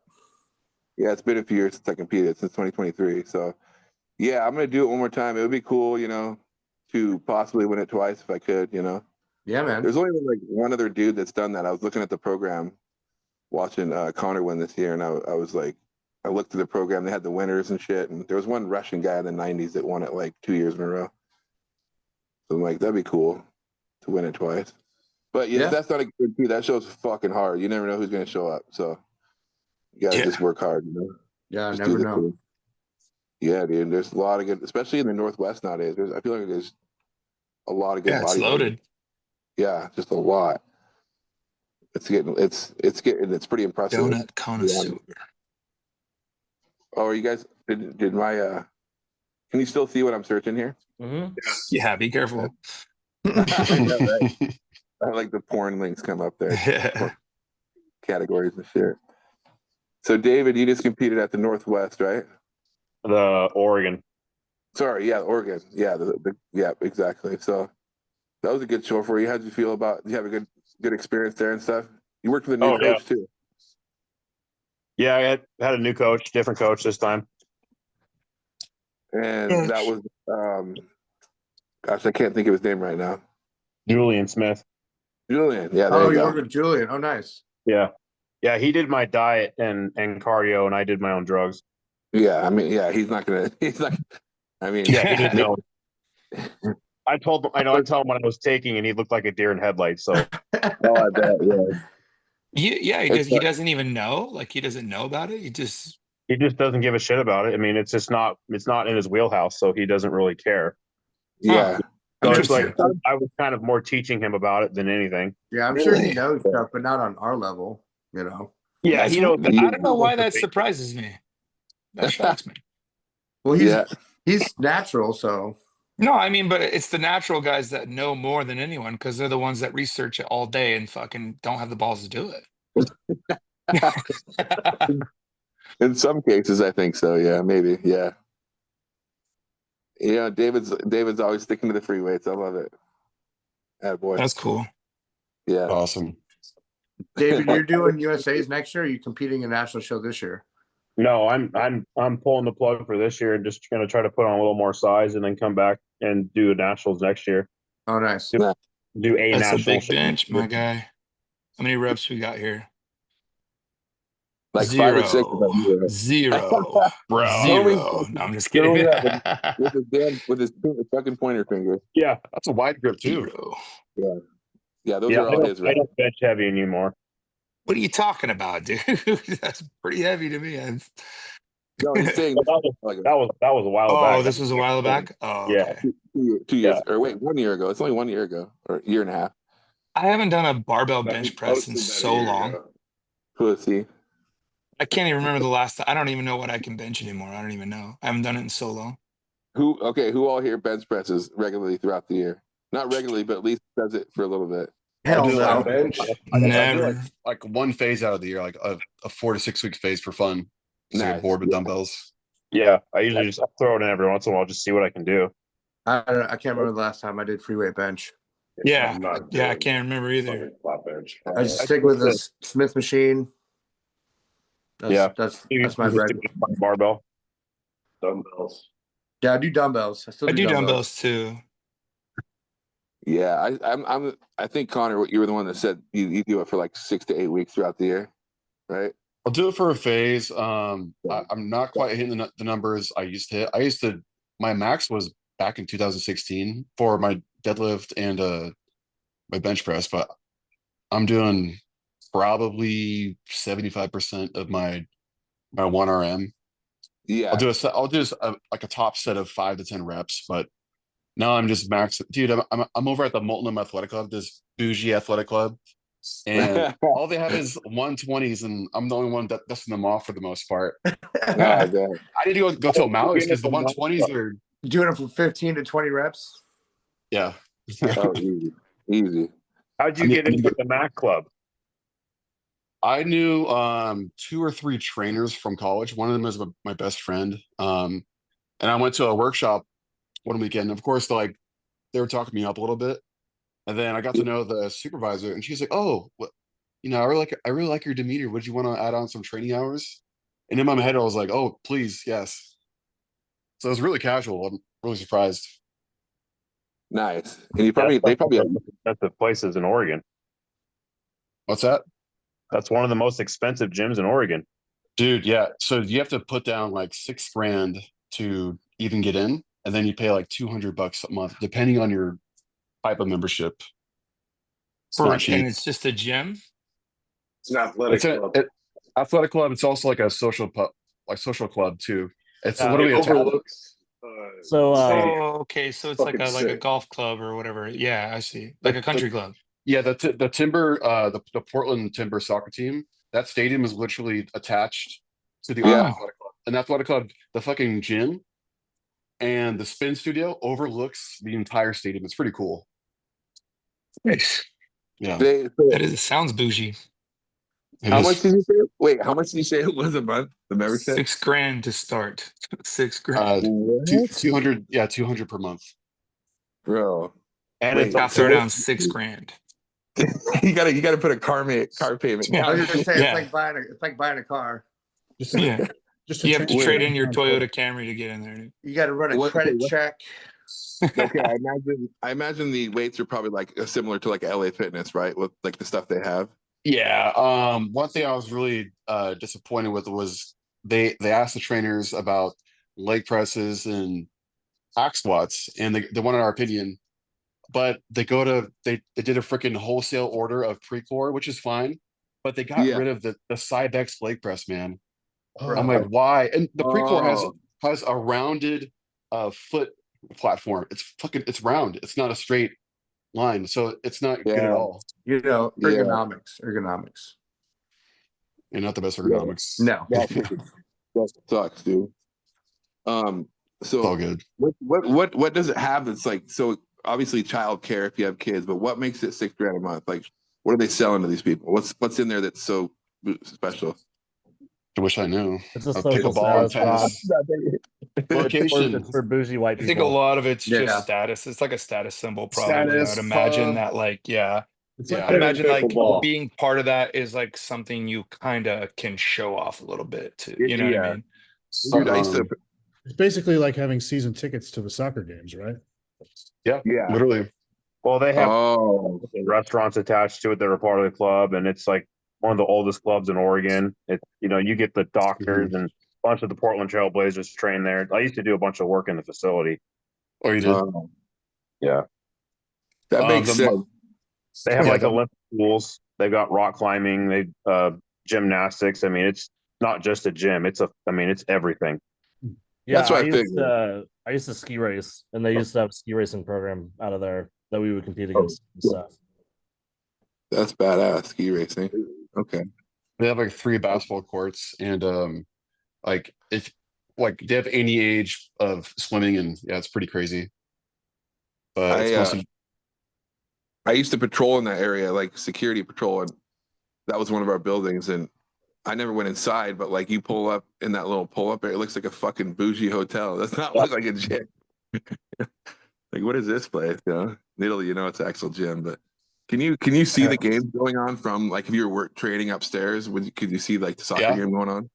You can. The only thing is that you can't see the concerts. They will block off the spin studio and the gym windows for the concerts, which kind of sucks.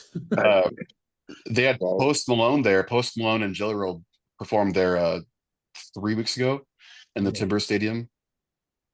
Yeah, I saw that on IG. That was badass.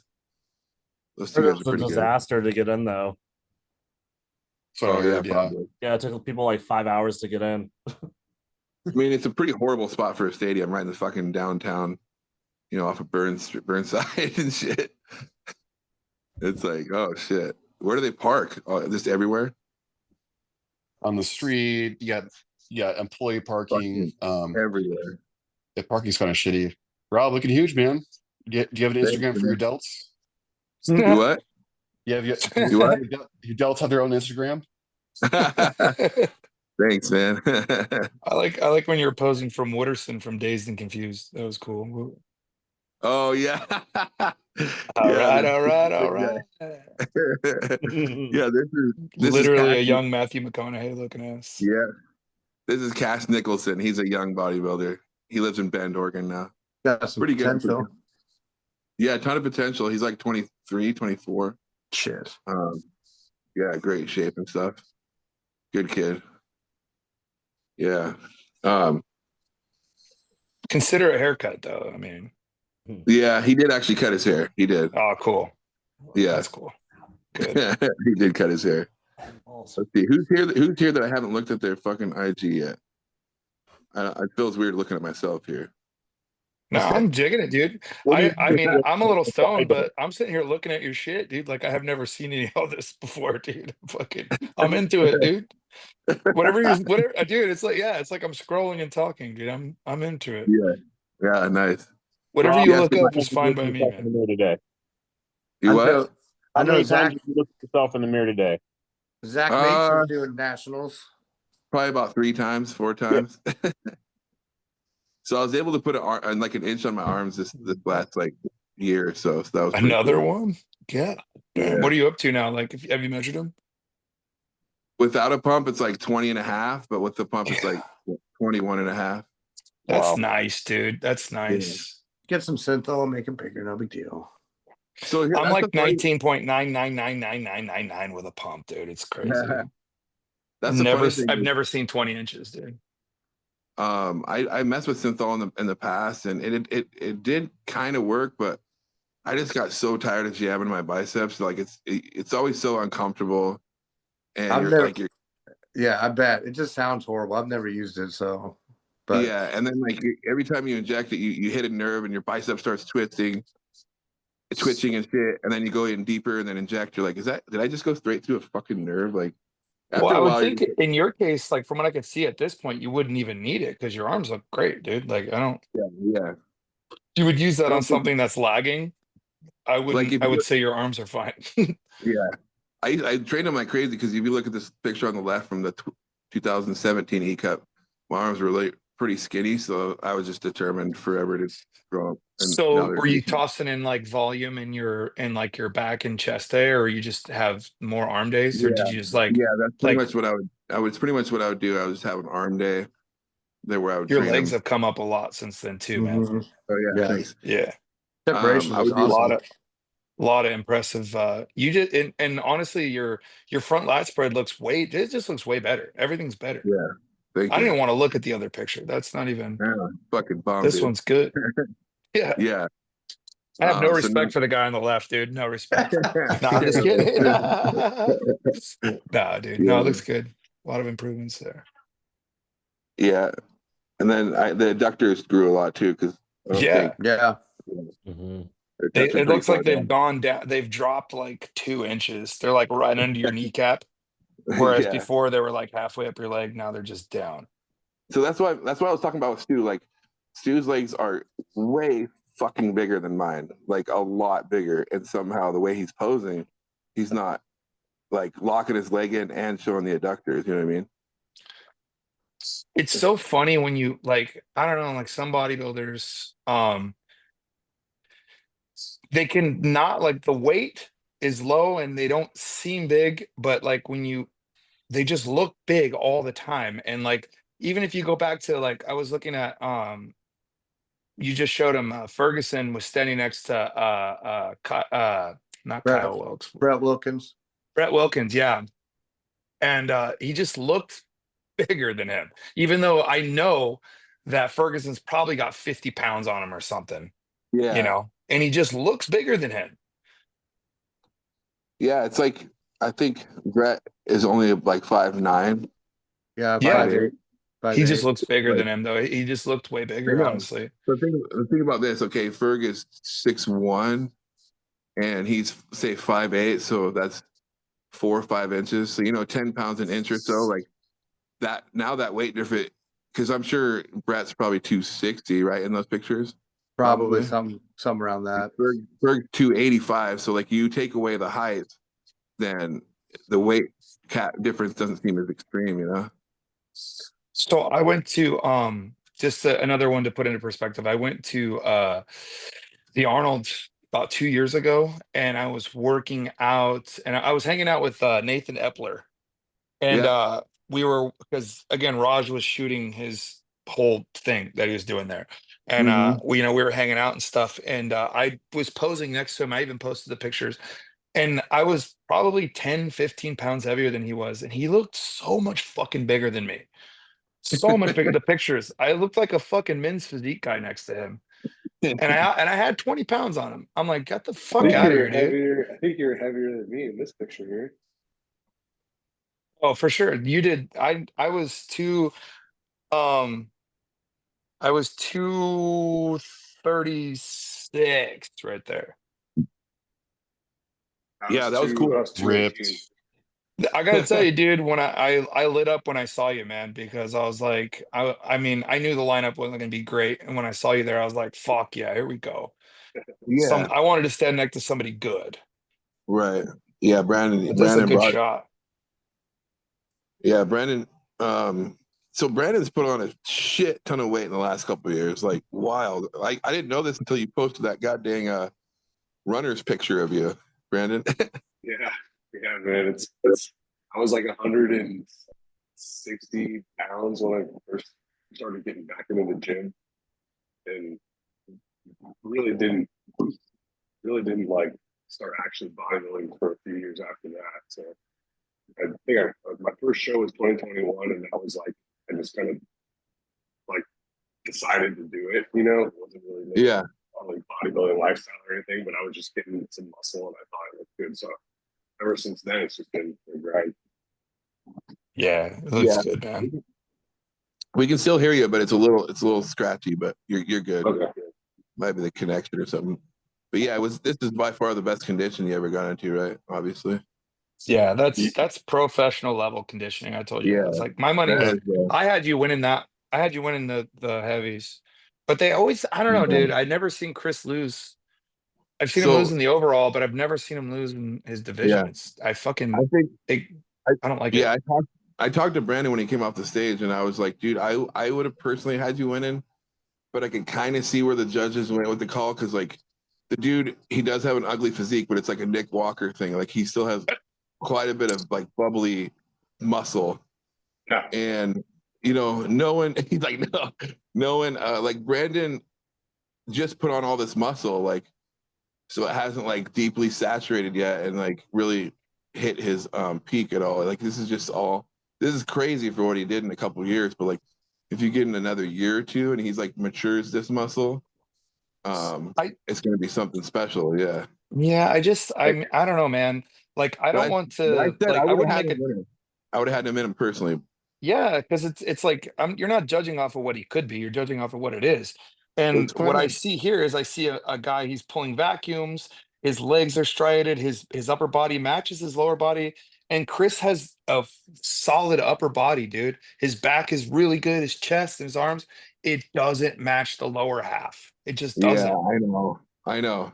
He's got a glaring weakness down there. It's glaring. But he knows it. I know he knows it, but he just keeps pulling off dubs, dude. It just doesn't look good to me, man. Is all. That's just the judges, man. I mean, you can't blame Chris for it. No, it's not. Yeah, Chris, I love Chris. I've talked to Chris a lot, dude. He's a great dude. He came and worked at the fitness compound when he was in town for the show, so I got to talk to him a few times. He's a good dude. Yeah, I like him for sure. I also think that coach. See that coach, dude. Here's the thing, man. I competed in Spokane, and fucking, he had one of his guys. And how the fuck am I gonna beat the guy in the super bodybuilding and bodybuilding supers, and then lose to him in classic? The same guy. It's 10 minutes apart, and I lose to him. How does that work? And I'm like, and that guy, like, I feel like if you're bringing, 15, 20 athletes to the show, you're probably going to get a bone thrown to you. But again, I don't want to be that guy. I don't want to be that guy that's like shitting on the judging because like I'm bitter and I should have won because I'll always accept my placing. But it just seems weird that I beat the guy in bodybuilding but lose to him in classic and we're doing the same shit. I don't know, man. Well, Chris told me he pretty much did his own prep because his coach was like doing weird shit, like some of the stuff. Yeah. So I don't think he's gonna stick with him. He should. Chris has a lot of potential. He's a freak, dude.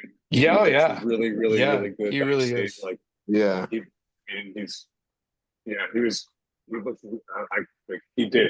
crazy pop, like kind of like Connor, where it's just like fucking, pop, a lot of fullness and that's hard to stand next to, if you're not like a super big, wide guy. Like Chris is pretty wide, and I'm not very wide, like clavicularly. So I mean, I was upset.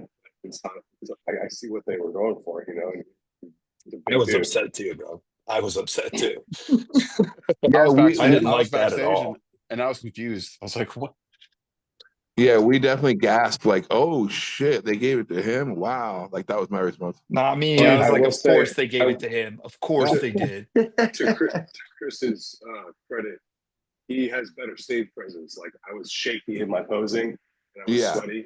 So like that counts for something. And he can hold his poses for longer and for better. And if it's I just don't know, man. But I feel like balance should count for more. You know what I'm saying? I mean, that's what bodybuilding is about. You got to have a balanced physique. But like I said, you're right though. You're right though, because I lost this year in Spokane. I lost to the guy who won the overall in bodybuilding. I can't remember his name. He wasn't as lean and he was a lot smaller than me, but his posing was really good, and I think that's what got him the overall. Because I was like, I didn't understand that one either, and then I watched the video and I was like, oh, he looks really good. Okay, I see it now. Yeah. He's like, his posing is way better than mine. They posed Brandon and Chris for what was it, 6-8 minutes? Yeah, they posed the shit out of you guys. Yeah, maybe they were like, we're gonna see who starts sweating first. That's probably what it was. We're gonna see how well these guys are conditioned. Yeah. And bro, Chris was like, Brandon, you saw him, or at least I did. He was backstage. I'm not kidding, pumping up, in almost an hour before he had to go on. He never stopped pumping up.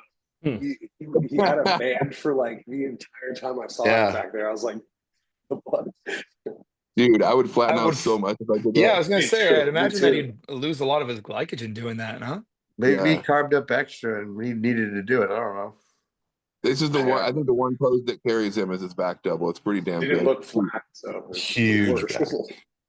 I think my coach would actually attack me if I tried doing that. Like he'd be like, "Why are you not laying down, you fucking idiot?"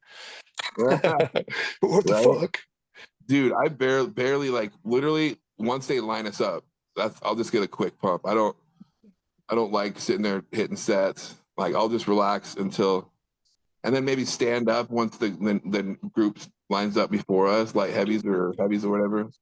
But I'll just hit a few. I don't know. What about you guys? What's your routine for pumping up?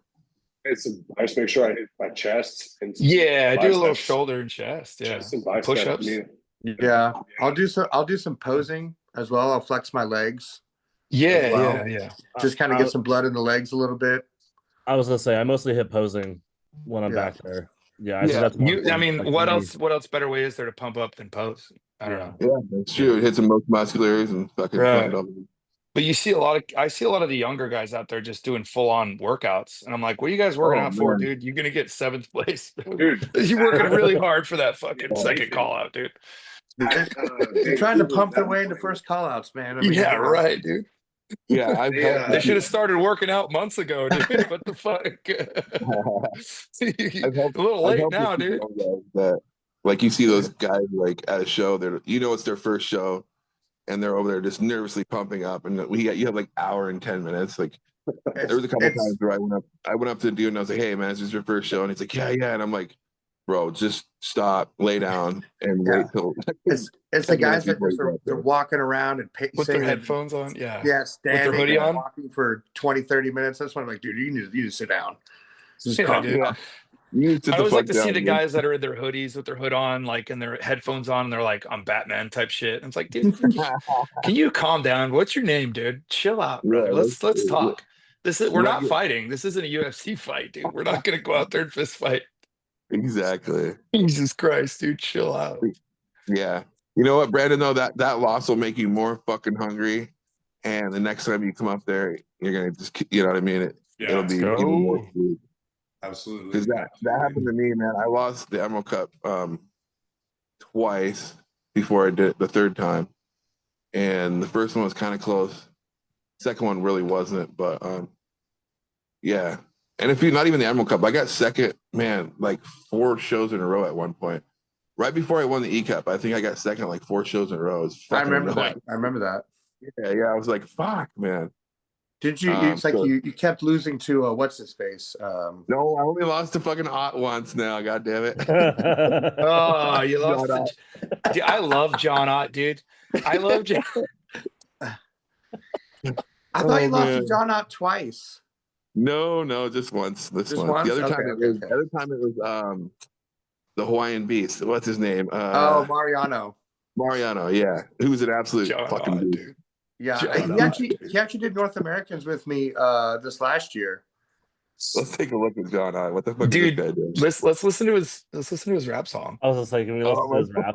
Did you listen to his rap song? I don't. Jesus Christ, dude, we got to listen to his song, dude. Oh my god, it's I don't so know good. If it'll come through on the screen share. Did he block me? I think he blocked me, bro. No, there's an H there, baby. There's an H there. You're like, I know, I'm his #1 follower. It's there like Smash. There he is. He recently competed. Yeah, he did the Arnold Amateur. I will say the one year he beat me, it was the Idaho Cup in 2020, and he looked way better than this. He was peeled out of his mind. I was like, Rob, John used to look good like 4 or 5 years ago.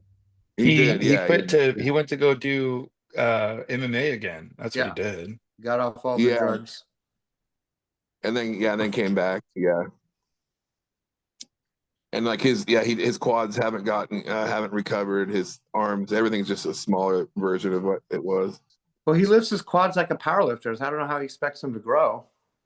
I know, dude. He's doing like one. Let me get this straight, though. I really like John. He's a nice guy. He seems like a nice guy, a real sweet guy. But I don't know, man. Again, it's one of those things where it's like you don't have friends to tell you that this isn't cool.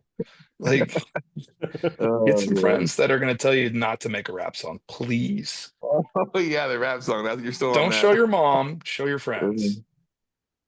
I can't find. I would play the rap song. I don't know where the fuck it is though. It's on one of his latest videos. Spotify. God damn, dude! If you guys have never heard his rap song, it's a real treat. It's a real delight. Is it about his supplements? Kind of. He's just like, my name is Smash, coming for first place, gonna win everything. Gotta wake up. And it's like Rob Bailey if Rob Bailey was like had severe Down syndrome. Or... I was just gonna. He doesn't watch this, right? No, I'm just kidding.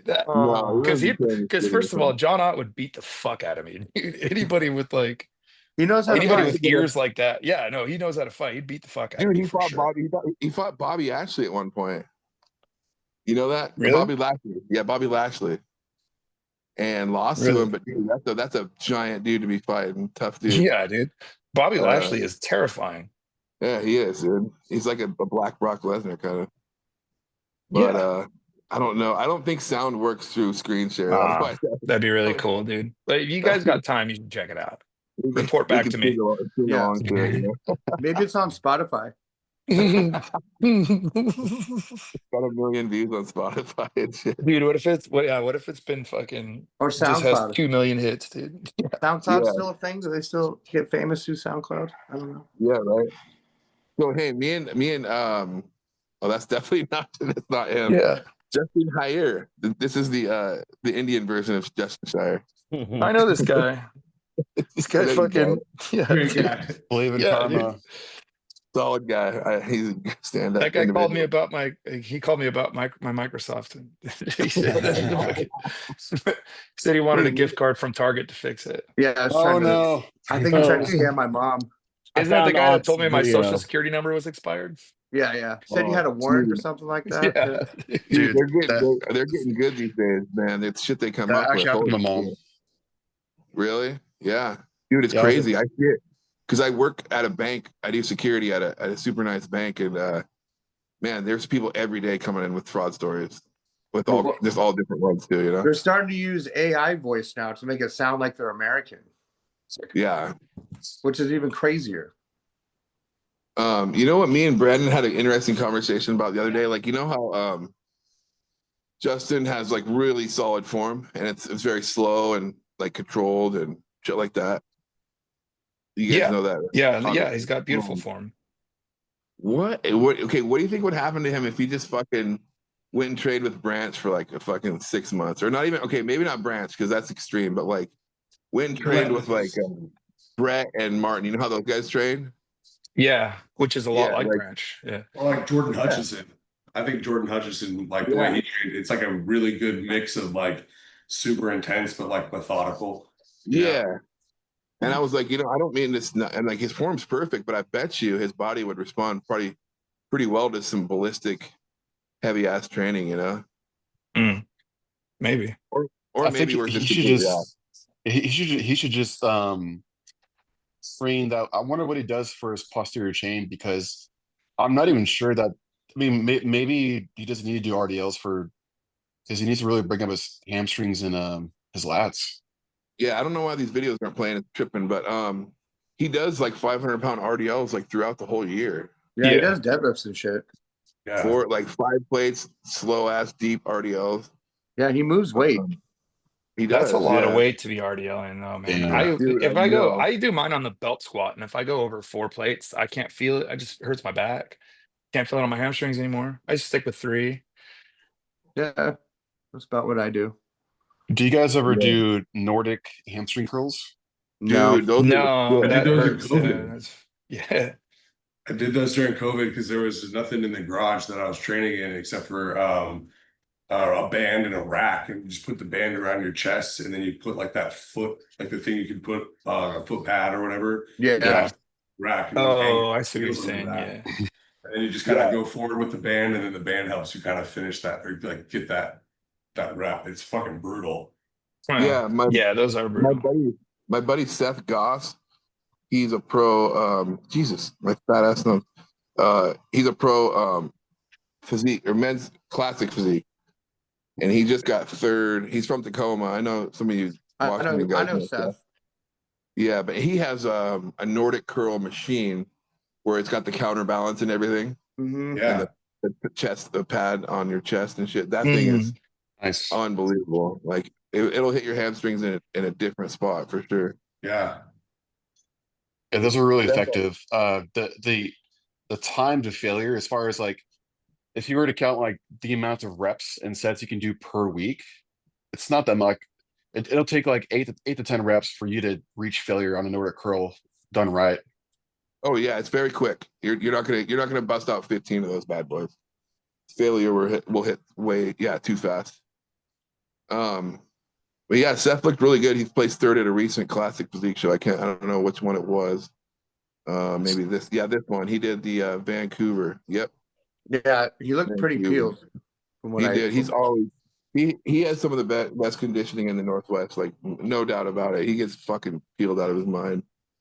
He's got good shape too. Yeah. That's a clean look. Yeah, very clean. Literally looks like Mr. Clean. Yeah, right. Let's end it with what's everyone's current cycle. We can just talk about drugs real quick before we. Nice. Mine's fat. Get it out of the way. 150 milligrams of tests and some HCG, and a little SLU PP332, and that's it right now. Oh, nice. Where do you get that? Where do you get yours from? SLU. Right now, not gonna say a name, but Okay. Yeah. homie. A homie? Oh, okay, cool. you got it from Right somebody, on. not a lab. Yeah. Word. Nice. Cool. Who's up I'm doing next? 5 and 5, dude. 5 tests, 5 mast. Nice. Okay. That's pretty. Is that kind of what your normal cycles look like? Yeah, I don't usually do too much more than that. I'll run Anadrol for 6, 8 weeks and then just kick off of it. Just 50. Yeah, I don't go higher than that. That's wild. Yeah. I keep it pretty conservative. I mean, I want to grow, but I also want to live, you know. It's probably why I'll never be a great bodybuilder. You gotta want to die. Kind of want to die, right? Dude, I honestly like the last 2 months, 8 weeks, I've been make decent gains. Like I put on about 3 pounds just on like 300 tests and 10 IUs of GH. I 100% nice. believe that. I mean, if you think about it, like there's no reason why if your food's in there and you enough testosterone and the training stimulus is in there, there's no reason your body wouldn't progress. Just wouldn't be at the same rate as like you would if you're blasting out of your mind. Yeah. I'm running. Yep. I'm running 875 test and 525 EQ and 525 primo. Oh. Right now. Primo and EQ. Yeah. Nice. Nice. Who's Primo's left pretty here? expensive. I'm Bendy, yeah. I'm running 10 IUs of growth hormone, 1,000 milligrams of test, and 2,000 milligrams of Masteron. Nice. Nice. Fuck yeah. That's a good one. You must feel like a How you god. feeling, man? Feel good? Feel good? Feeling good? Yeah. That's good. I feel like That's if a big boy I don't know, the question. higher I get, the more I become just a bitch, a nasty little bitch. Usually 1,000 milligrams of test is like my sweet spot. So, and then Masteron's pretty weak, so I usually run that pretty high. Nice. Probably don't have to use any AI running that much mass either, huh? No, I still do because it's not like primo. So Yeah, it's yeah. So I still do got to run an AI, unfortunately. And I can't afford primo, so Yeah. especially if I'm going to run it at the dosage that you need to be running primo at. So I just stick with Masteron. Yeah. Yeah, that shit is like really getting pretty tough to find these days. Oh, mast. Yeah. Mast Yeah. and primo. Yeah. It's wild. Wasn't it the same? Like it's something about the same chemicals or some of the same ingredients are used to make fentanyl or some shit. Yeah. That's what I heard. Mm-hmm. So they're cracking down on that. Mm-hmm. Is Spencer still on here? Yeah. Yeah, that's the There he fucking is. science guy. I haven't looked into that okay. see if there's any overlap on the precursors, but I also don't want to draw too much federal attention to myself either. Yeah, Be careful, exactly. be careful what I Google. Just go to incognito, man. You'll be fine. Dude, Palantir's gonna have a drone at your door and like Well, for me, you guys are not gonna like my answer. Just in case any athletic club members are watching, I already spilled the beans on my GH, and then test, and then 2 other very common anabolics that have already been mentioned. So yeah, I'm always very middle of the road. Like I don't take very little or too much. Yeah. I respond. That's smart. Well, I mean, like Brandon said, you don't really have to if everything's on point. Why take more? You're gonna grow, just not fast. You've got time. Fuck it. Because I don't want to, I don't want to mention when I'm like, what if I say like, oh yeah, I'm doing this much trend, and then it's like trend is like the meth of steroids. Yeah. Like, oh, Connor's, he's on meth. He's on trend. I know, right? And normies don't. It's different for sure. Normies don't. Doesn't translate. I don't know. It's like if you listed out like every single thing you took for a contest prep, they'd look at you like, what the fuck, ancillaries and all of it. You like, what the fuck, you know? Like, yeah. If you were just like test trend, Masteron T3, Cled, T4, Anavar, Winfield. You'd be like, wait, what? Yeah. Halo at the end. All the other shit you're taking, you know, it's not that bad. It's not that bad. It's really not that bad. No, not drug addicts. I promise. Daily injections, rotating sites. Well, I'm sure none of us run trend high either. We all 100 to 200 milligrams. I'm sure 200 is all you need, man. Yeah. Dude, I have Dom put me on like 500 mgs of Tren at one point when I was like under 190 pounds. I was like, it was a lot, bro. But like at that point, like I was pretty deep into prep, and like I was so like fucking Dom's preps are extreme. I was just dieted my ass off, and like I was so numb to everything else. I didn't really get like a whole brutal like notice anything. I was just like so fucking shot. I didn't feel it, man. You were too tired to crash out. I mean, is that Dom Cardone? Yeah. Yeah. I'm sure there's a point where all of us tried to run trend a little higher than we should, you know, at some point in our lives. Just to see how fun it is. Yeah. You remember Roger? You remember Roger Baker? I know a couple of you guys did. Yeah. I heard about his cycles, man. I heard they were pretty extreme. He was my first coach, and like I just thought, this is how it is. Yeah. So that was the guy from Tri-Cities. Yeah. Rab Fitness, the Rab Fitness guy. I had a buddy who that guy coached under him, and he was telling me his cycle, and it was like 2 grams of test, 1 gram of EQ, and 1 gram of trend, and I was like, "What the fuck? Like, you're alive? That's crazy." Yeah, I mean, he was a big motherfucker. He was a big motherfucker. I think he had me take 500 mgs of trend in a week. I was like, "Fuck, dude." Sweating so much. Oh my bad. But I was young, so I could tolerate it better. If I did that now, I'd be fucking brutal. Like, no. You wouldn't sleep again. Yeah. Huh? What do you like your Tren at? Like 300 at the max. Yeah. I ran 300 pre-contest. Yeah. Maybe 400 like the last couple of weeks. When do you usually put it in? Like 8 weeks out? 6 or 8. Yeah, usually 8. Now that I think about it, 8. Yeah, 6 to 8. Yeah, Trend is a bitch. I know some people like running it in the off season. I have tried it a couple times, but there's a few times. I don't really like it in the off season. I mean, the strength gains. I just feel weird taking Trend when I'm like just hammering food.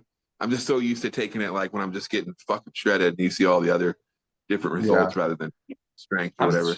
I'm too old to run Trend in the off season now, man. My shit can't take it anymore. Yeah, it's like it depends on how you want to, like, if you got a few months to, like, you know, like, you know, say you got 8 weeks to make the most out of a cycle, it's like, then maybe you could throw some trend in there in the off season. But like, it seems to, like, the better way would just be like being able to extend the growth period as long as you can, and with trend in there, that kind of doesn't seem as feasible, you know. Yeah, I think it also depends on how heavy you get in the off season, comparable to your body. So like, I'm 5'6", I push 270. And I'm like, my blood pressure is already, you know. So you know some telmisartan? You know telmisartan? Yeah, I'm on that. Yeah. There you go. Spencer, you take telmisartan and then one other one, right? You said? I take 80 mgs of telmisartan and 5 milligrams of nebivolol. Nebivolol, that's the one I was thinking. Yeah, that's the one I was. Yeah, what does that do different than telmisartan than nebivolol? So it's a beta blocker. Oh, that's what I thought. It's selective, so I think it's actually compatible with Clen. Oh wow! It's an anti-anxiety drug and an anti-blood pressure hypertensive drug. Okay. So I don't get any. It basically eliminated all of my anxiety. So nice. It can reverse some endothelial dysfunction, which is something that's kind of a concern for anyone that does bodybuilding, or if you like smoke weed or anything like that and use any kind of does anybody here get anxiety from nandrolone? Yes. You used to. Okay. No, I always did well on nandrolone. Especially I like to run MPP. I never liked DECA though. Yeah. I just I did a shot the other day. I'm just getting back on cycle this week, and I swear that day I just was getting crazy anxiety, and I was like, the only difference is I took 250 megs of Deca, but that much Deca wouldn't release in like the first 5 hours, 10 hours, would it? I mean, you'll start to notice it. Yeah. Okay. You may not notice like the it doesn't strength take gains, but you can still get some side effects. So yeah, because I've normally handled it pretty well, but as shit changes as you get older, I might. You get better and faster at breaking some of these drugs down the more you use them too, I think. Yeah. That makes a lot of sense. I like and I feel like the older we get, the more susceptible to side effects we are too. So yeah, for real. It always made me feel like I was late for something, but I didn't have nothing to do. I was late. I'm late somehow. I'm late for nothing. Yeah, late for nothing. Yeah.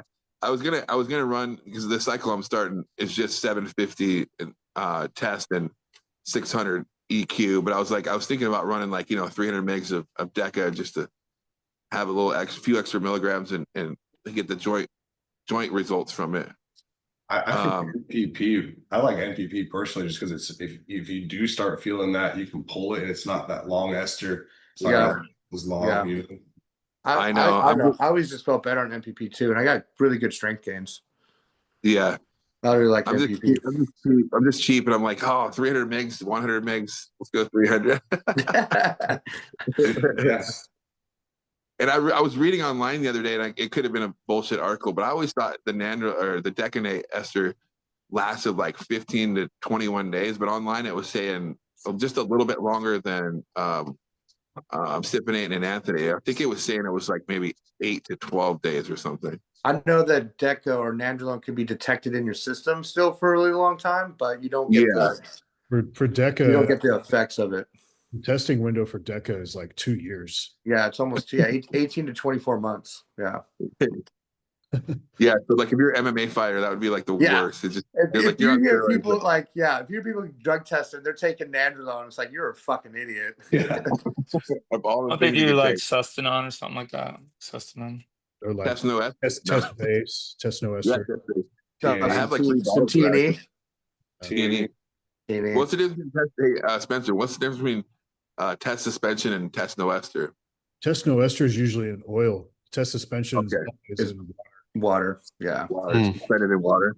Yeah. Water hurt like a bitch. I don't know. I've never used it, but I have a couple back in the day. It's a great works for the day for sure. Yeah, pre-workout. But it does have some pip for sure. Oh yeah. I have like 3 bottles of test no ester. I should bump some in here and there on like leg day and back day and shit. Why not have fun on those muscles muscle groups you want to really bring up? Throw a little bit in pre-workout. Yeah. And then I was telling the guys in the beginning of the show, on my weak body part days, I'll do insulin and pre-workout, post-workout, and then I'll do my growth hormone 3 times a day that day, morning, post-workout, and then before bed. But the rest of the week, I'm just doing bolus dose, 10 I use at night. Yeah, that's fine. Any of you guys like running insulin or? Yeah, I didn't really run any this year. So usually I do, but I don't know. I didn't run any insulin, thinking that hopefully kind of keeps my waist a little tighter this off season. Just kind of experimenting with it. So I feel like maybe it did, maybe it didn't. Who knows? Maybe I also wasn't trying to like push food hard this off season either. So I wasn't trying to put down 6,000 calories a day. So I wasn't force feeding. So maybe that helped too. I think like for me personally, insulin is more of like a health stuff. Like when my food is super high, I'll take some like long acting. Like constantly have those nutrients like partitioning. Otherwise, like I haven't really fucked around with like fast acting pre-workout, post-workouts. Yeah. I did both Humlin R and Lantus through my off season this year. I think I like the Humlin R a little bit better just because it gave me so I could time it better for my training in the afternoon. The good old Walmart special, dude. Yeah, I was gonna say you get that at Walmart. Get it at Walmart, man. It's like $30. Hit me up. I'll get you some better shit. But like I haven't used it for like, really trying to pack on mass. It's only really been when my food got like stupid high, because I work a really active job. So my calories get pretty fucking high, especially for like my actual size. So you know, it's a little bit of insulin in there in the morning just to kind of make sure things are Yeah. I swear I'm super sensitive to insulin. Like I'll take it with the growth post-workout and, you know, get the post-workout shake and then food. And I swear it might be placebo a little bit, but I swear I can just feel my fucking veins just pumping fucking nutrients. Just like, I don't know, you ever lay there and you kind of feel your whole body like pulsing, like your main arteries? Like I get that feeling off insulin. If I do it like perfect post-work nutrition, post-workouts, first workout meal, and then I'll lay down, I'm like, fuck, dude. Maybe it's in my head, but it feels good. So fuck it. Yeah. Okay. Yeah. Can't hurt, right? Can't Placebo, argue with that. you know, placebo helps, right? It does. It's proven to be very powerful, like in studies. Exactly. Yeah. I'm gonna roll with it. But yeah, I'll probably ramp the test in EQ up to like at the peak of the cycle, because I'm just gonna do 16 weeks, and then that'll give me like 5-6 weeks to clean out and then start E-cup prep. But I'll probably bump the test at the peak to 1250, and then maybe bump the EQ to 900 or 750. I might have to keep Nandrolone out. Maybe add some Masteron in there. Yeah, throw some Masteron in there, man. Masteron's great. Yeah, then I probably wouldn't have to take an Love AI. Masteron. If I took probably 300 mgs or 400 a week, I wouldn't have to take an AR. That shit. You might just get your blood work, see what it does. Yeah, see what it does. Because sometimes, I mean, Masteron doesn't block estrogen for me, so it actually it acts more as a SERM as like more than an AI. Yeah, it acts more like a Novadex than it does an AI. So yeah, get your mid-cycle, just get your blood work done and see what's going on. Hell yeah, yeah. And then everyone say their current cycle. I haven't gone yet. Go ahead, David. Let's hear it. Go ahead, Davey boy. Mine's not super big right now because I'm, you know, post show, so it's 400 mgs of test and then 5 IUs of growth hormone. Yeah, like I was just saying, man, you can grow off. Like what Brandon was saying, if the less toxic your body is, the better it's going to grow too.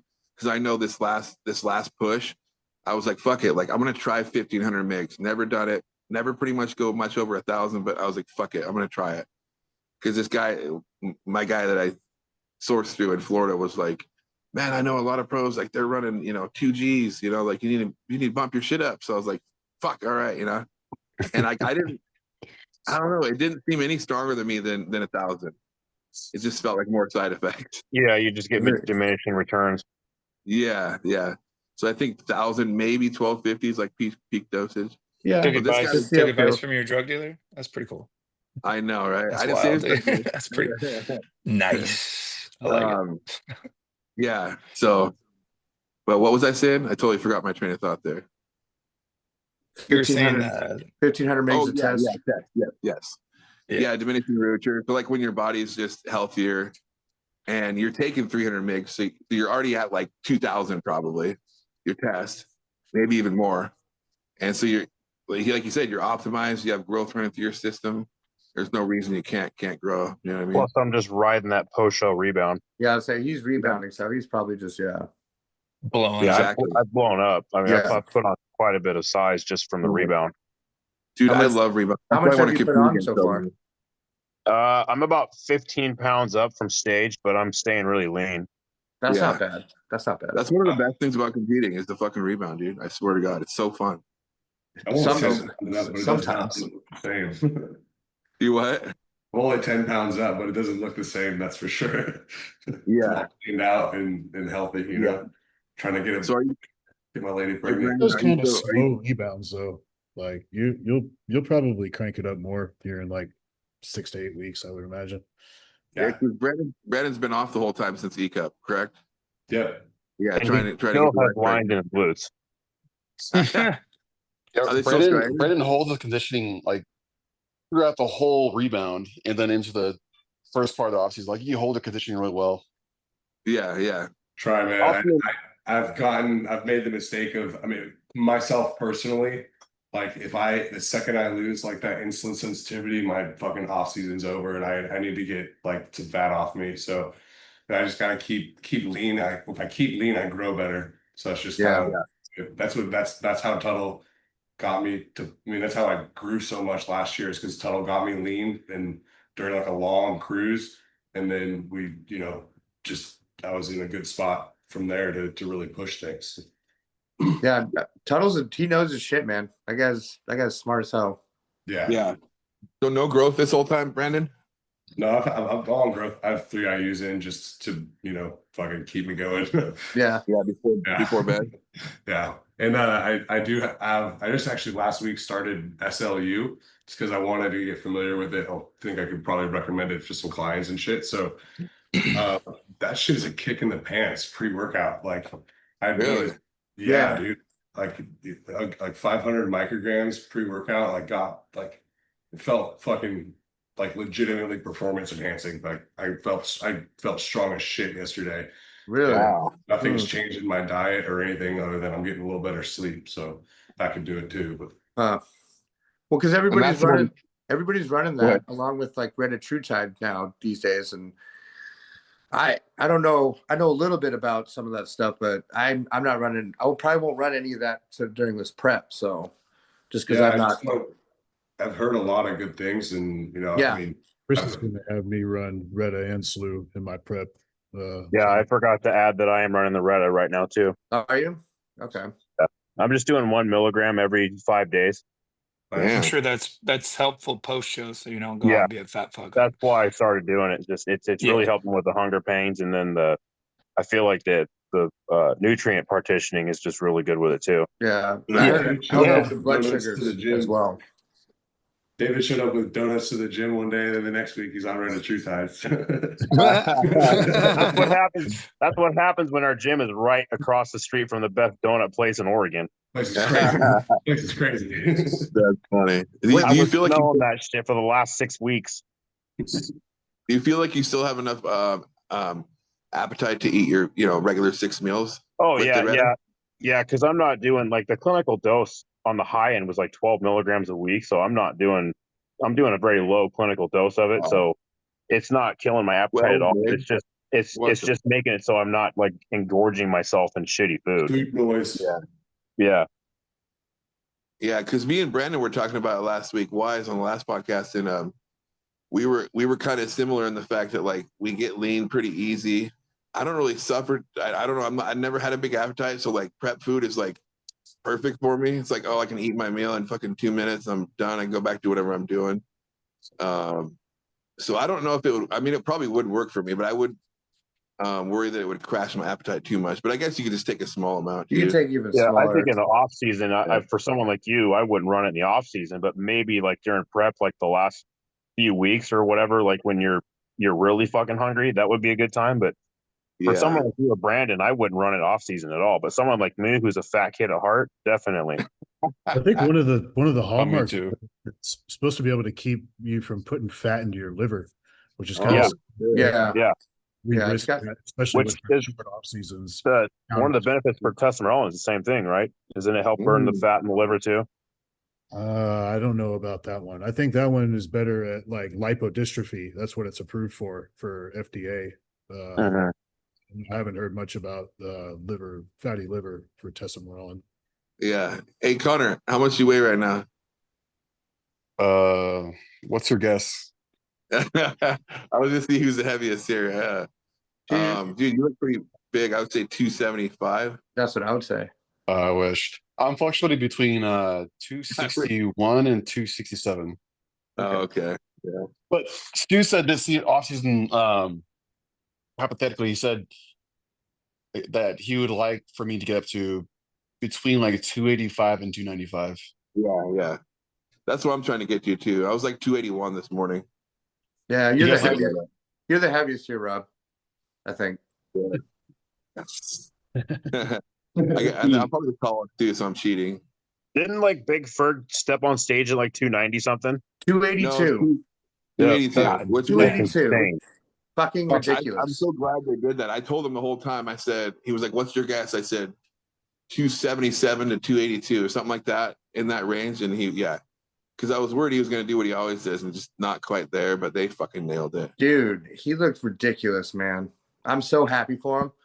I know. He's such a big teddy bear, such a nice guy, too. Real. That dude is the biggest teddy bear ever. Yeah, How tall is he? 6'1". He's about our height, Connor. He's almost maybe 6'2". maybe I'm an 6 inch foot. taller than us. Yeah, maybe an inch or two taller than us. Because I'm 6 foot as well. So his So should off-season I- weight must be like 340. It was like 330? I think it got close to that. It was like 330, 335 or some shit like that. That's insane. It's just ridiculous. Is that what I should be doing? Yes. I know. Yes. He's an iron worker too, right? He's a He's the Pipe pipe fitter. fitting. pipe fitter. So like he's out there eating meals on the fucking job. He's a full-time motherfucking bodybuilder. He's committed, dude. Yeah, man. Absolutely. He's Yeah. been The like pipe. that. You said I always be like to see. I like always that. like to see that get rewarded. You know, Yeah. especially if you got like a fucking job like pipe fitting, and you have to go do this Yeah. crazy sport too, and diet and all that shit during your pipe fitting. Yeah. Like you should be rewarded for that regardless. You know. Yeah. I mean, Yeah. it is a physique. I don't know if you should get, like, you can't get rewarded because you have the hardest job, right? Like, I know, but like I'm over here like, oh, I've got too many personal training clients. It's affecting my mental health. I need to fucking slow down. And yeah. he's over there like, really? Just Got the fucking hero busting flag. They concrete. don't give a shit about any of that. They care about what they see in front of them. They don't care how you got there. They don't care how much you bench. They don't care about fuck all. They just want to. They don't care what you look like. Yeah. It'll be interesting to see how he stacks up against other national super heavies, you know? I think he's gonna do well, man.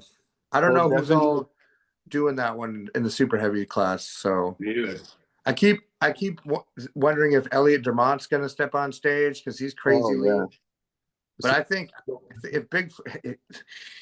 I think he could give Elliot a run for his money at North Americans.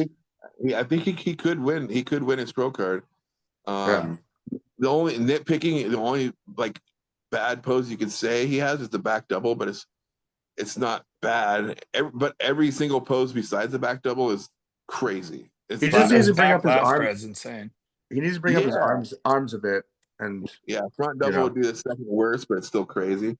Yeah, But his like, arms and his hamstrings a little bit, and he'll be fine. It's He'll be funny that fine. we're talking about a guy who's 280 plus pounds on stage, and we'd be like, he needs to be bigger. Yeah. Yeah. I mean, when He you got a doesn't guy need like to be Samson bigger. Down If he stepping can on stage at 300 pounds, so Yeah. Just refine. He doesn't even need to be bigger if he could just. Well, I guess he would have to put on weight to put on muscle, but yeah, definitely freaky. Yeah, good for him. You know. Yeah, we'll see. We'll see in 2 weeks. Yeah, we'll see how he fucking does, man. Yeah. His plans to tighten up a little bit more, isn't it? Come down to like 270 something. Yeah, he said something about coming off the growth to drop some of that water, and only pose I saw was that most muscular pose. I didn't see anything else from his show. But anyway, guys, we're fucking already past 2 hours, man. It's really great to have such a fucking big crew this time. Yeah, it was good talking to everybody. Yeah, normally we got like three homies, but this one turned out great. So I appreciate you guys coming on. You're welcome. Thank you for having me on. Having us, man. Sure, everyone's got to eat now, right? I was just thinking that too. Like, God damn, I'm sitting here going, let's wrap this up. I'm fucking hungry. You're starving.